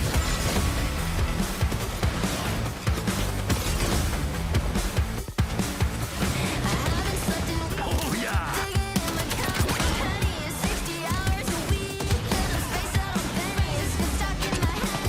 It's not your mind playing tricks on you. It's just me. Maggie's back and ready to rip some heads off. Hi, friends. Hi, friends. Hey, that's me.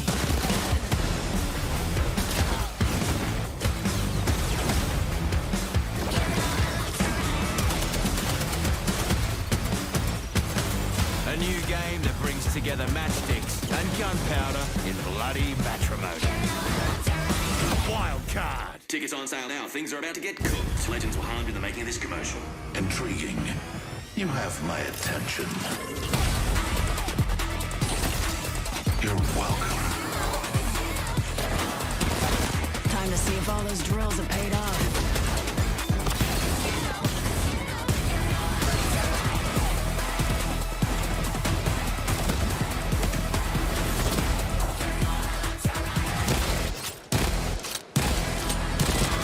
Nice triple kill. I'd say congrats 3 times, but we're still in.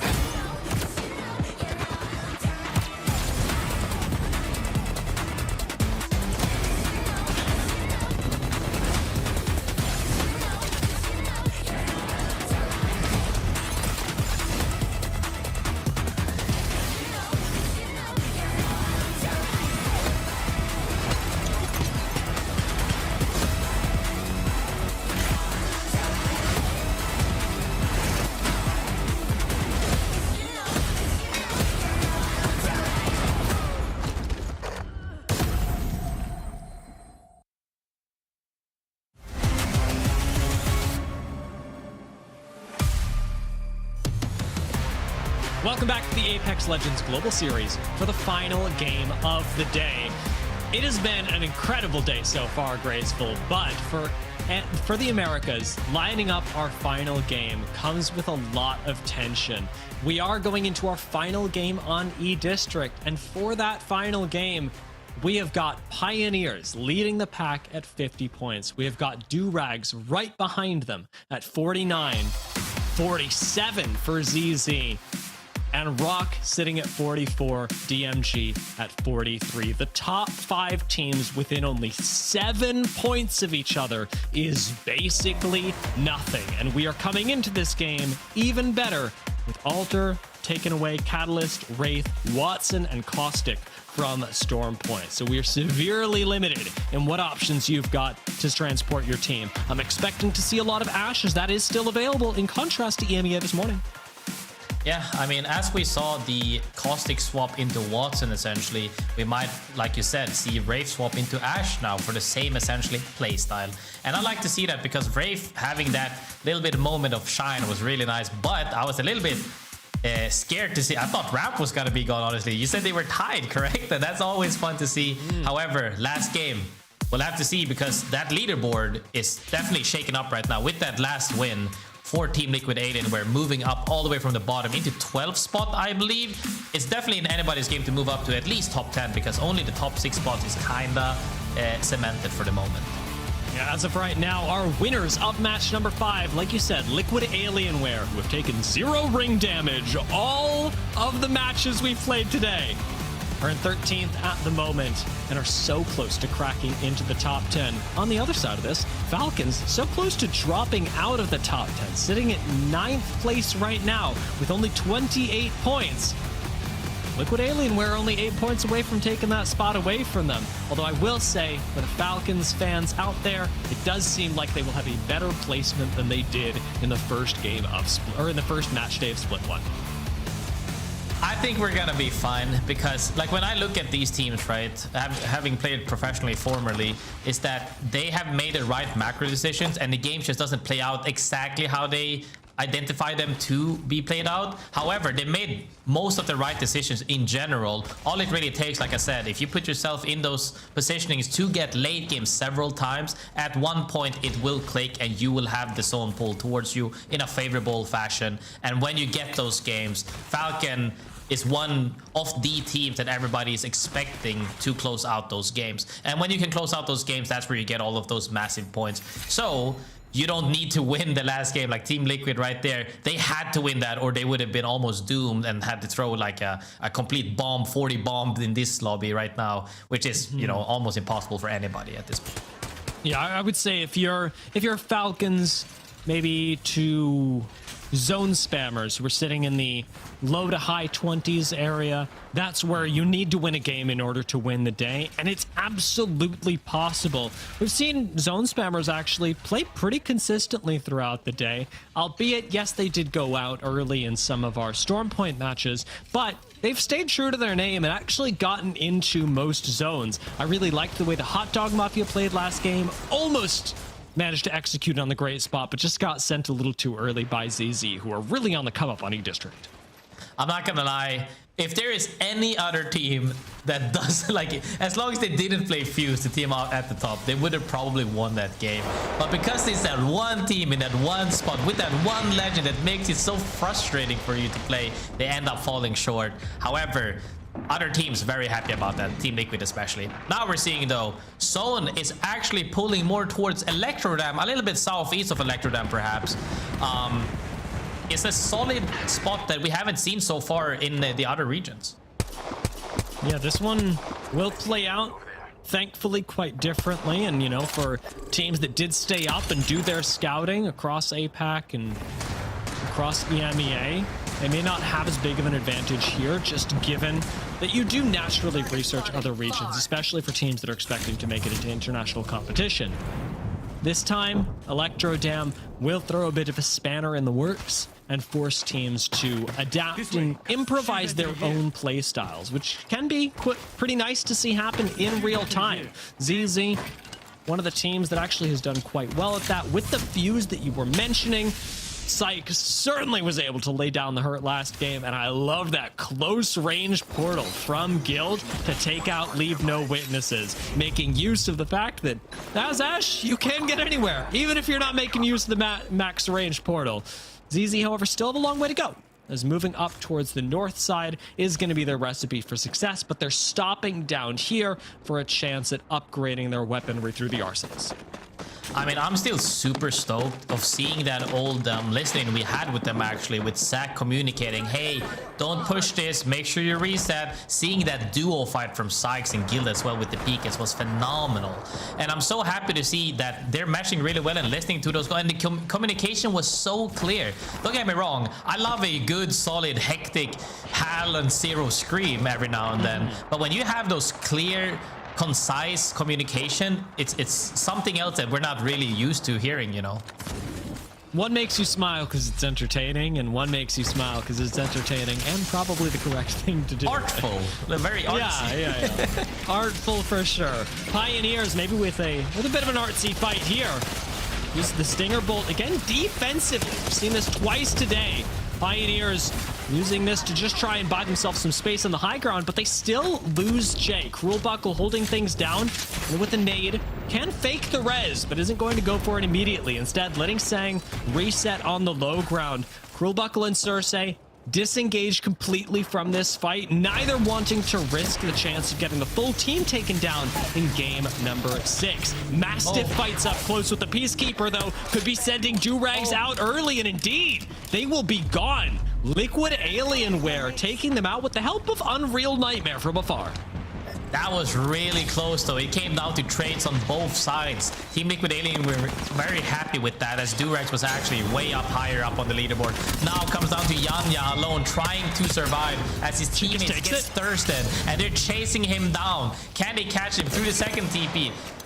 He doesn't chase. He gets out. Wow, this is a golden opportunity to reset because he did not get chased down. I can't believe he took... Chickus took the first TP, but not the second TP? If you're gonna take one, you may as well take them both. I will say CIMJ still do come out on top of that. They get some nice, not only knocks and kills, but even better than that, loot.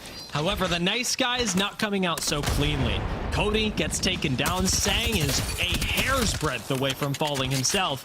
But a shield swap could change all of that. I hold my breath as he swaps it, and he survives.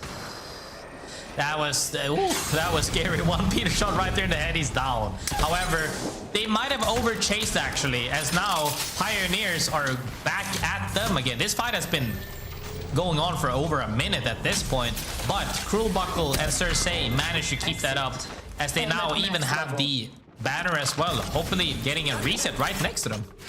Ooh, and I didn't even realize this, but Cersei's got bottomless batteries, which... Again, I like noting early on if you're able to get in the first couple of rings, just because it can make such a huge difference to your team's economy, especially when you are somebody like Cersei that does enjoy getting a bit aggressive and on the Ashe can be hyper mobile and then recover from that at no cost to the team. Zone spammers thinking about their next move can pick a fight, but I'd be surprised to see them commit for an actual engagement this close up. Instead, I think they're using the distraction to start moving in. Big respawn by Liquid Alienware, by the way. Big respawn from solo to 3-man. Neon Square keeps Liquid Alienware safe. If they can make a comeback on this game as well, it's gonna be great for them. Moving up from 12th, potentially even further up, is gonna make them really happy after those 4 cold games in the beginning of the series. However, Zone is indeed moving towards Electrodam, it seems like, as Zone Spammers is moving further ahead. Other teams right now are opting in slowly but surely. Still a lot of playable area, a lot of teams alive right now, and we're slowly starting to see ZZ move in as well, who had that a little bit more calm approach to the game in the beginning. Now, on the hunt with a snare. Yeah, Pioneers and CZ were mirroring each other in a really weird way. Just, I want to call it aggressively. Like, it looked like ZZ was chasing Pioneers the other way around, and even now, with us literally tuning into their player cams, it's still hard to tell what exactly the relationship between these two teams was, but they were very aware of each other. And right now, ZZ are positioned solidly behind Pioneers, so I'm gonna say they're chasing Pioneers, even as they start disengaging into Energy Bank, which I think is a wise decision. You focus on your rotate, you focus on your game above all else, because eliminating one other squad, that doesn't necessarily get you closer to winning the game. Chaos Feelings is gonna go down. Nicely placed Arcstar from Noct ends up helping him out, but DJ Killa turns around and actually finds a trade, unfortunately going down. The one clip almost happened, but future streams with the reset could help his team get back into control of this. I mean, I love the fact that he got sniped by a PK from that range as well. Always makes it fun. DMG has been playing it this whole game right now, trying to defend it against DKK. Actually gets one reset, potentially the third one. I think they just got into a stalemate essentially, and we'll see now. This fight is bound to happen one more time because I doubt any of the teams want to give up this spot. Yeah, DKK certainly don't want to let a duo coexist with them. It should be, in air quotes, free and easy to take out DMG. But as I say that, DJ Kill is getting rezzed. DKK closed the gap onto future streams, but the rest of DMG have got to be here soon. Invisibility not going to work, but knocked, getting taken down by future streams. Now has turned things around. Keon's going to fall as well, and DKK, they go hard, but they go home. They are out, and DMG disengaging onto the low ground with Sentinels at their back. Give Sentinels the high ground that they were fighting for. Sentinels might have 3P that, but everybody been picking up PK this whole day. DMV shows up with double Mossies and Mastiff. Super happy to see a few other shotguns get played, even though maybe that's not the weapons they did want. They did work with them, and it really goes to show that if you're a great player, you can make any weapon work. Liquid Alienware getting a knock onto Cody. We got to keep track of this team just for the insane comeback potential that they would have. Going from 20th in Game 4, 13th in Game 5, and already picking up a KP in Game 6. How much further can they take this? Yanya starts burning to a crisp with a Maggie drill to the face, and with Jaguares down, Liquid Alienware have got to disengage. Instead, they double swing, taking out Biddy. Sang trades it, and Yanya in a 1v1 has got to land the Peacekeeper shots to keep his team in the game, and he will not. Liquid Alienware get taken out. The comeback ends here, and it is a nice takeout for Biddy and the squad. Pioneers managed to get a reset on Jay as Cruel Buckle and Cersei still looking to fight. They got it down right there on 14k. One of them gets thirsted even, looking to reset here and maybe potentially close this out properly. They are not far from the next zone, but not afraid of fighting their way in, as they have been performing so well this entire day. It is going to be a slow play from KCP. They're not particularly close to anyone, and they would really like to avoid drawing attention. So quick loot, and then rotation further to the north, and slowly into the ring. Again, with a real emphasis on, unlike ZZ, not attracting attention from anyone. ZZ, different philosophy, portal directly onto their faces, and are picking yet another engagement. It's actually looking really good for them, and bad for the Ninjas in Pyjamas, who are on the receiving end of this. Zach pops a battery and an EMP at the same time, enabling the rest of the squad to move on forward. McLovin from Ninjas in Pyjamas gets pushed onto the low ground. Vayne goes down, and it is just McLovin. TSM are going to fall. ZZ still have one member left of the Ninjas in Pyjamas to take out. I mean, that was phenomenal. Did you see that Sack actually was the explosive arrow that got the initial knock as well? He headshot him, and then after a while, boom, he got the first down. That was great. Managed to get that EMP off as well, getting the second down, cleaning up that fight very confidently. They got a good spot to work their way in from right now, as there's only two teams really standing in their way towards the next zone. However, on the other side of things right here, Rock sitting pretty much close to the next center zone almost. They can make it their way in really by a couple of steps, a couple of feet only. Feeling very good about themselves. However, when there's too many teams to walk in from the same side, it's a ball toss, honestly. Like who's gonna get landed on, who's gonna get collapsed on, and Rock definitely want to make sure that they're not one of them. But I think when you have a character like Rampart with that Sheila, it works a little bit like a to discourage them from joining on them. Yeah, it really does. You can put a lot of dissuasion down with Sheila, and you might need it right now. Kuzme getting flanked, and even on Rampart, even with this setup, it doesn't look like there's a lot they can do to fend off Pioneers. I say that, but Jay gets one-tapped. Cersei putting up the fight of his life, does just need to land half a PK shot. And with the help of Cruel Buckle, Ape Gang will be escorted from the lobby. Pioneers do that pretty quickly and efficiently, fast enough that they're not going to get third-partied off of this, and our winners win more, as right now they're in first place, and they've got 5 KP on top of the 50 points that they started the game with.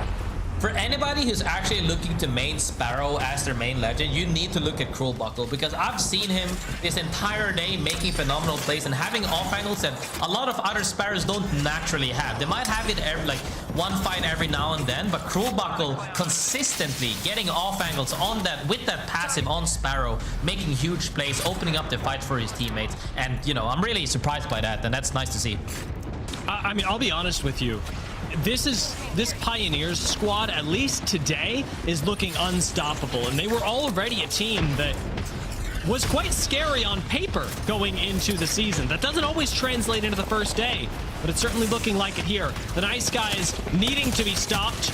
We're going to see Hot Dog Mafia go down, but they'll hardly pay attention to it as zone spammers ahead of them were the biggest problem. Sang still alive, still making his way into the zone, hops onto the zip line. We'll see if he survives. ZZ would be lucky to do so, as cutting to them, they help escort LeaveNoWitnesses out of the lobby, and suddenly we are going from top 14 to top 8 in a matter of maybe 60 seconds, Graceful.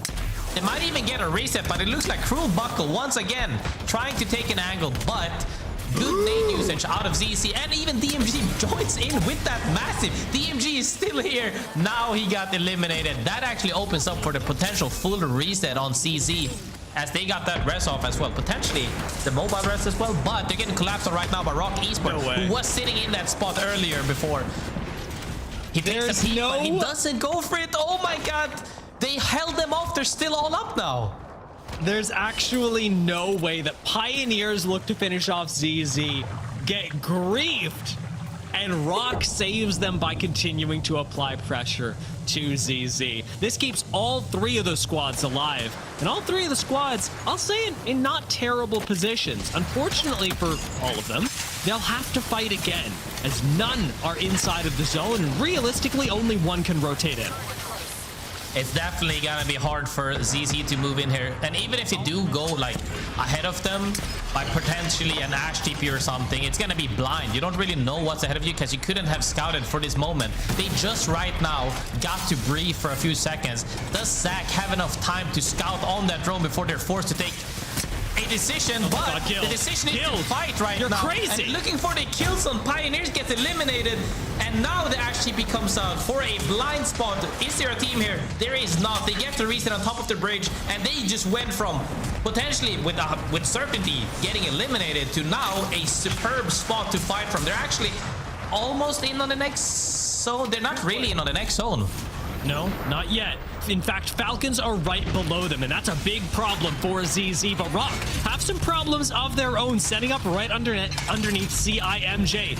Two squads both sharing space. Another portal is going to come out from ZZ to take them away from Falcons. We'll see how long it lets them survive, as Falcons playing underneath this bridge do at least knock Zach in the meantime. But ZZ with some defensive nades may be able to pull off a reset, may be able to grab a res. Guild applies some pressure, but at least ZZ have space for now. Falcons are in a spot to where they're getting shot, and they can't really extend onto ZZ unless they full in. But now they're getting shot by the whole lobby, essentially. They're just trying to survive for the moment. Sykes and Guild is making sure that, hey, those guys need to die before they fully recover, because if they fully recover, they might ape us. One of the Falcon members goes down. Hal goes down right here. Other two members are super low right now, and they're trying to reset. Graceful, every point matters. This is a race for first, as ZZ have surpassed Pioneers, but only a few points behind them are Rock, competing for the top spot. If Rock can take out ZZ and win the game, there's a chance. But right now, ZZ are in control of the lobby, and every kill point will cement that position. Huge fuse clusters, but they get Stinger ulted right now. They're gonna get placement points nonetheless. It comes down to Zero surviving on Falcons, but he's getting absolutely spammed by everything. They're just shooting every single knockdown shield. Everybody wants those placement points. Please leave the lobby, Falcons, so we can get more points. CC fighting for the first place right now, but Rock looking in a better spot. CC is on the move right now. Are they looking for placement? They are committing. ZZ want the kills. Guild goes for it. Guild secures it. Falcons are out. And ZZ with 64 points look untouchable in the first day of the Americas Pro League. Guild's going to pop out. Guild's likely going to go down. A surprise portal buys him a little bit more time, and Guild keeps it going. Guild keeps engine going right now, but he gets fuse-ulted solo. Poor Gil gets absolutely eviscerated. Rock in a great spot to close out this series, or this game, and potentially this series if they get enough KP. But that might not be enough to take the first place. They are, however, in a great spot as the team above them has to drop down below first, and THUGGETS in a spot where they have walls right now, looking to see if, hey, can we force the other two teams to fight each other? Rock need every single KP. They need to take this fight. These nades must land if Rock want a chance at winning the day. Otherwise, it will be ZZ. Vaxlon playing slow with the Kraber behind the walls is now going to have to swing CIMJ, and this opens everything up because on the high ground, you know that they are watching and waiting for a third party as Rock commit onto the low ground. THUGGETS wait in the wings for their chance to swoop in and claim the victory. CIMJ still alive, but the THUGGETS start coming in and peppering in shots from above. Sorcerer climbing over on half HP, needs to commit for something, has no points to work with, but they could still pass Pioneers with just 6 points. It's 3 squads left. Rock are down, and the THUGGETS from above take game 6. THUGGETS from above indeed. The last team needing to move. They opted for the height after eliminating both Falcons and then CC from that river. Managed to close out the game. Huge play from them. Definitely needed it because they were a little bit far down on the leaderboard, I believe. However, Rock couldn't make it happen. I think we actually saw who the first team placement was, but I will hold off until we do see the overall leaderboard.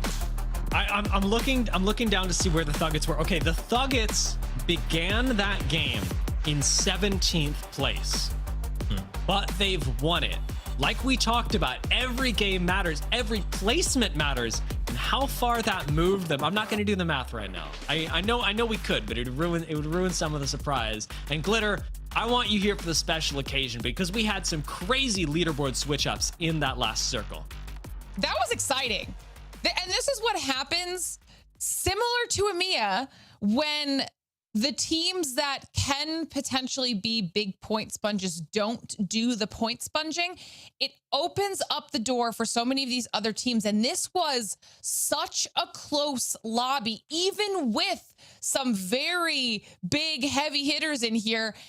And the fact that we get to see these pop-off performances out of the likes of ZZ and Pioneers, I mean, like, everybody came to play here in day one of the split.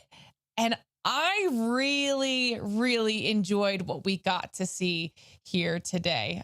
Huge shout out to everyone because that was an entertaining series of matches. We will get a chance to take a look at those results and see exactly how everything played out at the end of the day. Is that everything you wanted, though, out of this day, Tia? I feel like that was a really good play day for Americas. A couple surprises. Well, I did say I was going to be a ZZ shill, and they did win the day, so I'm pretty happy.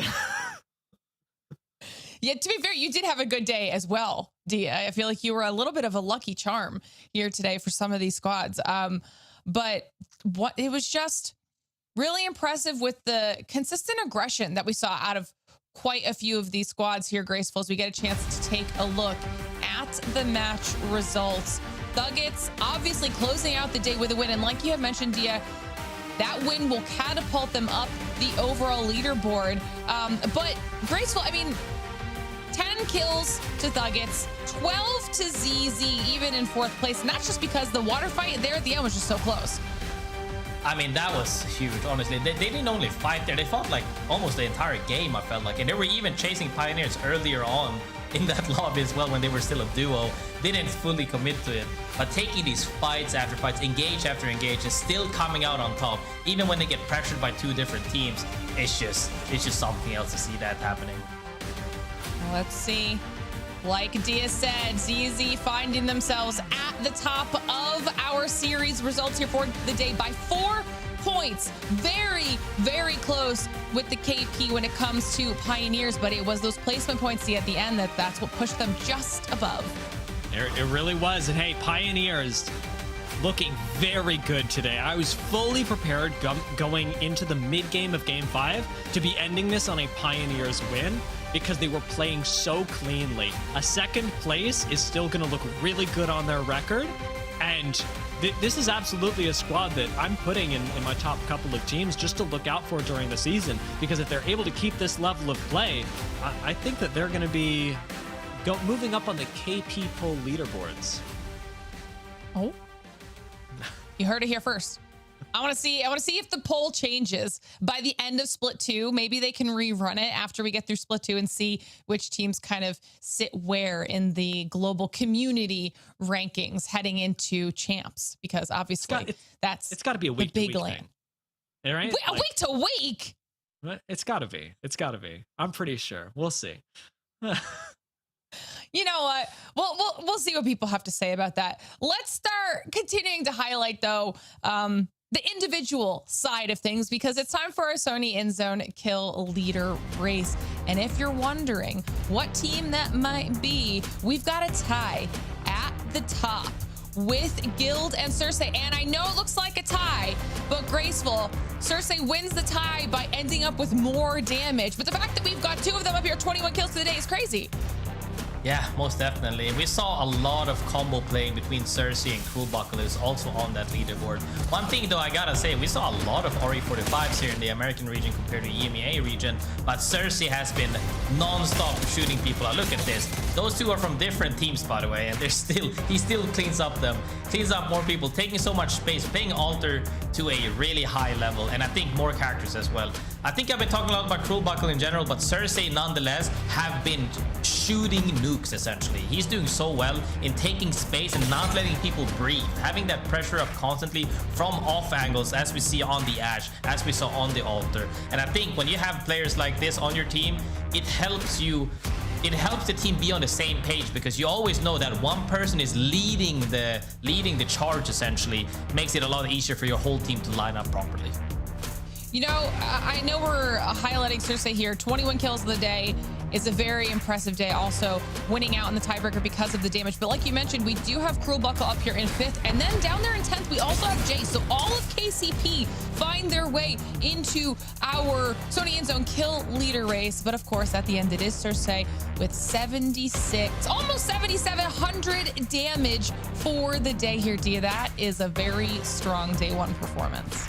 And it is really telling that you've got basically Cruelbuckle and Cersei holding hands. Cruelbuckle more damage than Cersei, less kills. Same thing with Guild, who got so many kills. Sykes holding hands with him. Yes. Same amount of kill participation, more damage. And it really is, Graceful, you love to talk about this, the team holding hands and being able to help each other and push together, and helping, in this case, when we're talking about the kill leaderboards, really raise each other up and give your other teammates the opportunity to succeed. I mean, holding hands is the most important part, especially when you're a man down as well, as we saw in that scenario where Zac was dead, crawling in the zone essentially. It came down to Sykes and Guild holding hands because the enemy team swung one by one. If they try to PK shoot at you one into a 1v2, they got insta-knocked and they immediately got like that advantage just disappeared for them. And if you can play on that same page this whole time, it's just something else, because you're not really fighting one person when you're swinging, you're fighting two or maybe even three. And at that point, when PK hits for 108 or 106, you just get boom, and you're just out of the fight. It's just something else to see for sure. Honestly, just an impressive day across the board. But of course, the winners of today were ZZ. So let's do a quick interview here. Let's get Guild to come in and chat with us about the win to kick off Split 2. Guild, welcome. Thank you so much for jumping on and chatting with us. How are you feeling? I'm feeling fantastic. I'm loving the mobile vibes that we got going on right now, okay? Love this. Everything sounds and looks great. Now talk to me a little bit about how you feel those new changes from Season 26 have impacted the first day of ALGS. Well, I think like the recent like RE change made it so that PK is just like hard meta. So I'm just running PK like literally every game, which is honestly been pretty fun. I'm actually really liking the meta. And yeah, I mean, Bangalore and Caustic obviously both being super OP as well is like a huge change. So I don't know. It's been nice just having things changed a bit. What are things like, this is a purely personal curiosity, what are things like for you guys behind the scenes on days like today? Did you sort anything out in terms of comms when you're getting into late game scenarios? Because I noticed that obviously Zach is likely doing a lot of the big macro IGLing, but you were really taking matters into your own hands at the end of Zone 6. So how does that work for you guys comms wise, and how have you worked to clean that up? Well, recently, actually, it's kind of been a big focus of ours for like the past like week, is really focusing on the dynamic between me and Sykes, and making sure that we're always like playing together properly and that we're constantly communicating between each other, because sometimes we would have like small disconnects in fights that would really cost us like pretty big. And I think that our work on that over the week has definitely shown to, help us improve a lot. I mean, hey, we even got to listen in on you guys on that one specific moment that showcases exactly what you were just talking about. We saw when Zach went down to the zone on District, where he was crawling on all fours. You and Sykes was up left alone in that small cubby right there. You guys had to 2v3 essentially. You guys both double peaked every single guy who solo peaked you guys. Insta hit hundreds, down one, cracked 2 more, I think. Got the reset, and then those are the types of fights where we're seeing, even if you're in a 2v3, you guys are still a threat. And it's so fun to see you guys communicate as well, because I think Zach was in the back of your ear right there saying, don't overextend, just make sure you reset. And you and Sykes, which is right here, we even see it on this clip right here. This is the moment I'm talking about. Super clean action. You guys are both swinging. You're less HP, so he's looking for that. He doesn't overcommit, and then you guys clean up this duo in this small house after as well. You guys played phenomenally throughout the whole day, and I'm just so excited to hear your comps are so clean. I appreciate that. Thank you. I mean, Guild, you guys were definitely a force to be reckoned with here today. I think everyone constantly, even when we were on the breaks, all of us casters are talking about just how flawless you guys look like you're working together as a trio. So definitely a very well-deserved win to kick off Split 2, a well-deserved win in the kill leader race, getting up there for tied for 21. So, I mean, that was just a very strong performance. I'm looking forward to seeing what you guys can bring to the table. So before we let you go, any final shout outs or anything you want to do? Shout out both my teammates. Shout out Winnie, our coach. We've been working hard every day in scrims, even though, we're not signed right now. We're free agents. So I'm proud of us. I think we've gotten a lot better and improved a lot as a team over the past couple of weeks. Well, it was super enjoyable to watch. Thank you so much for jumping on and chatting with us at the end of the day. Best of luck in the rest of the season. Thank you so much. All right. What a day. What a day. We made it through America's some pleasant surprises in this region as well, Dia, for day one. So talk to me a little bit about your thoughts.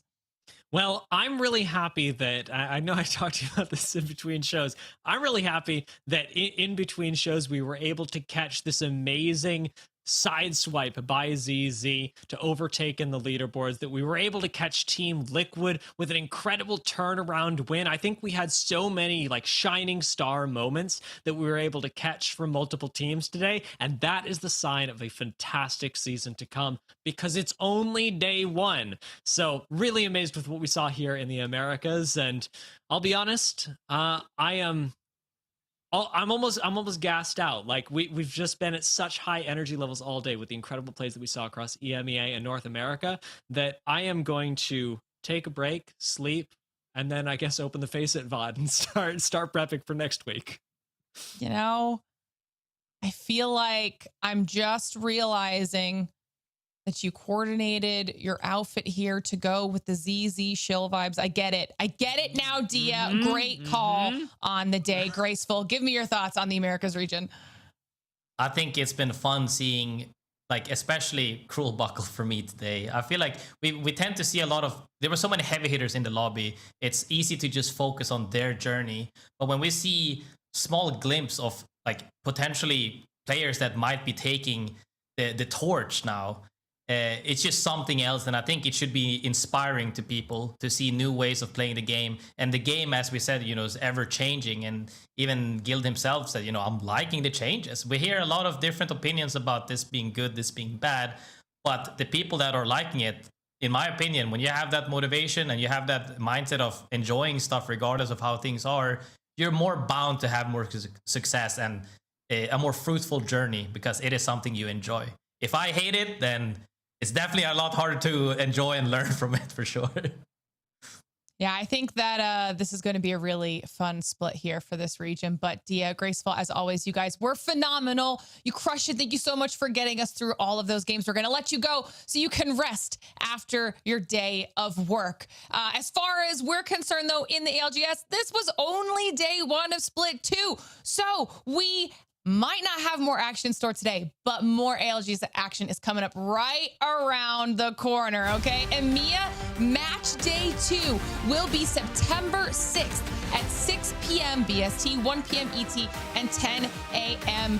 PT. And if you're catching that, that is a Saturday, which means we're going to have a big weekend, and it's going to be very exciting. So make sure you tune back in next weekend to see how all of that plays out. As always, don't forget to follow us on social media, whether that's X, YouTube, TikTok, Insta, don't forget the giveaway, or Twitch. And that way you can stay up to date on everything that we've got going on all Split 2 long. And in the meantime, go log into Apex, play some games, test out the new season, and we'll see you next week, Legends.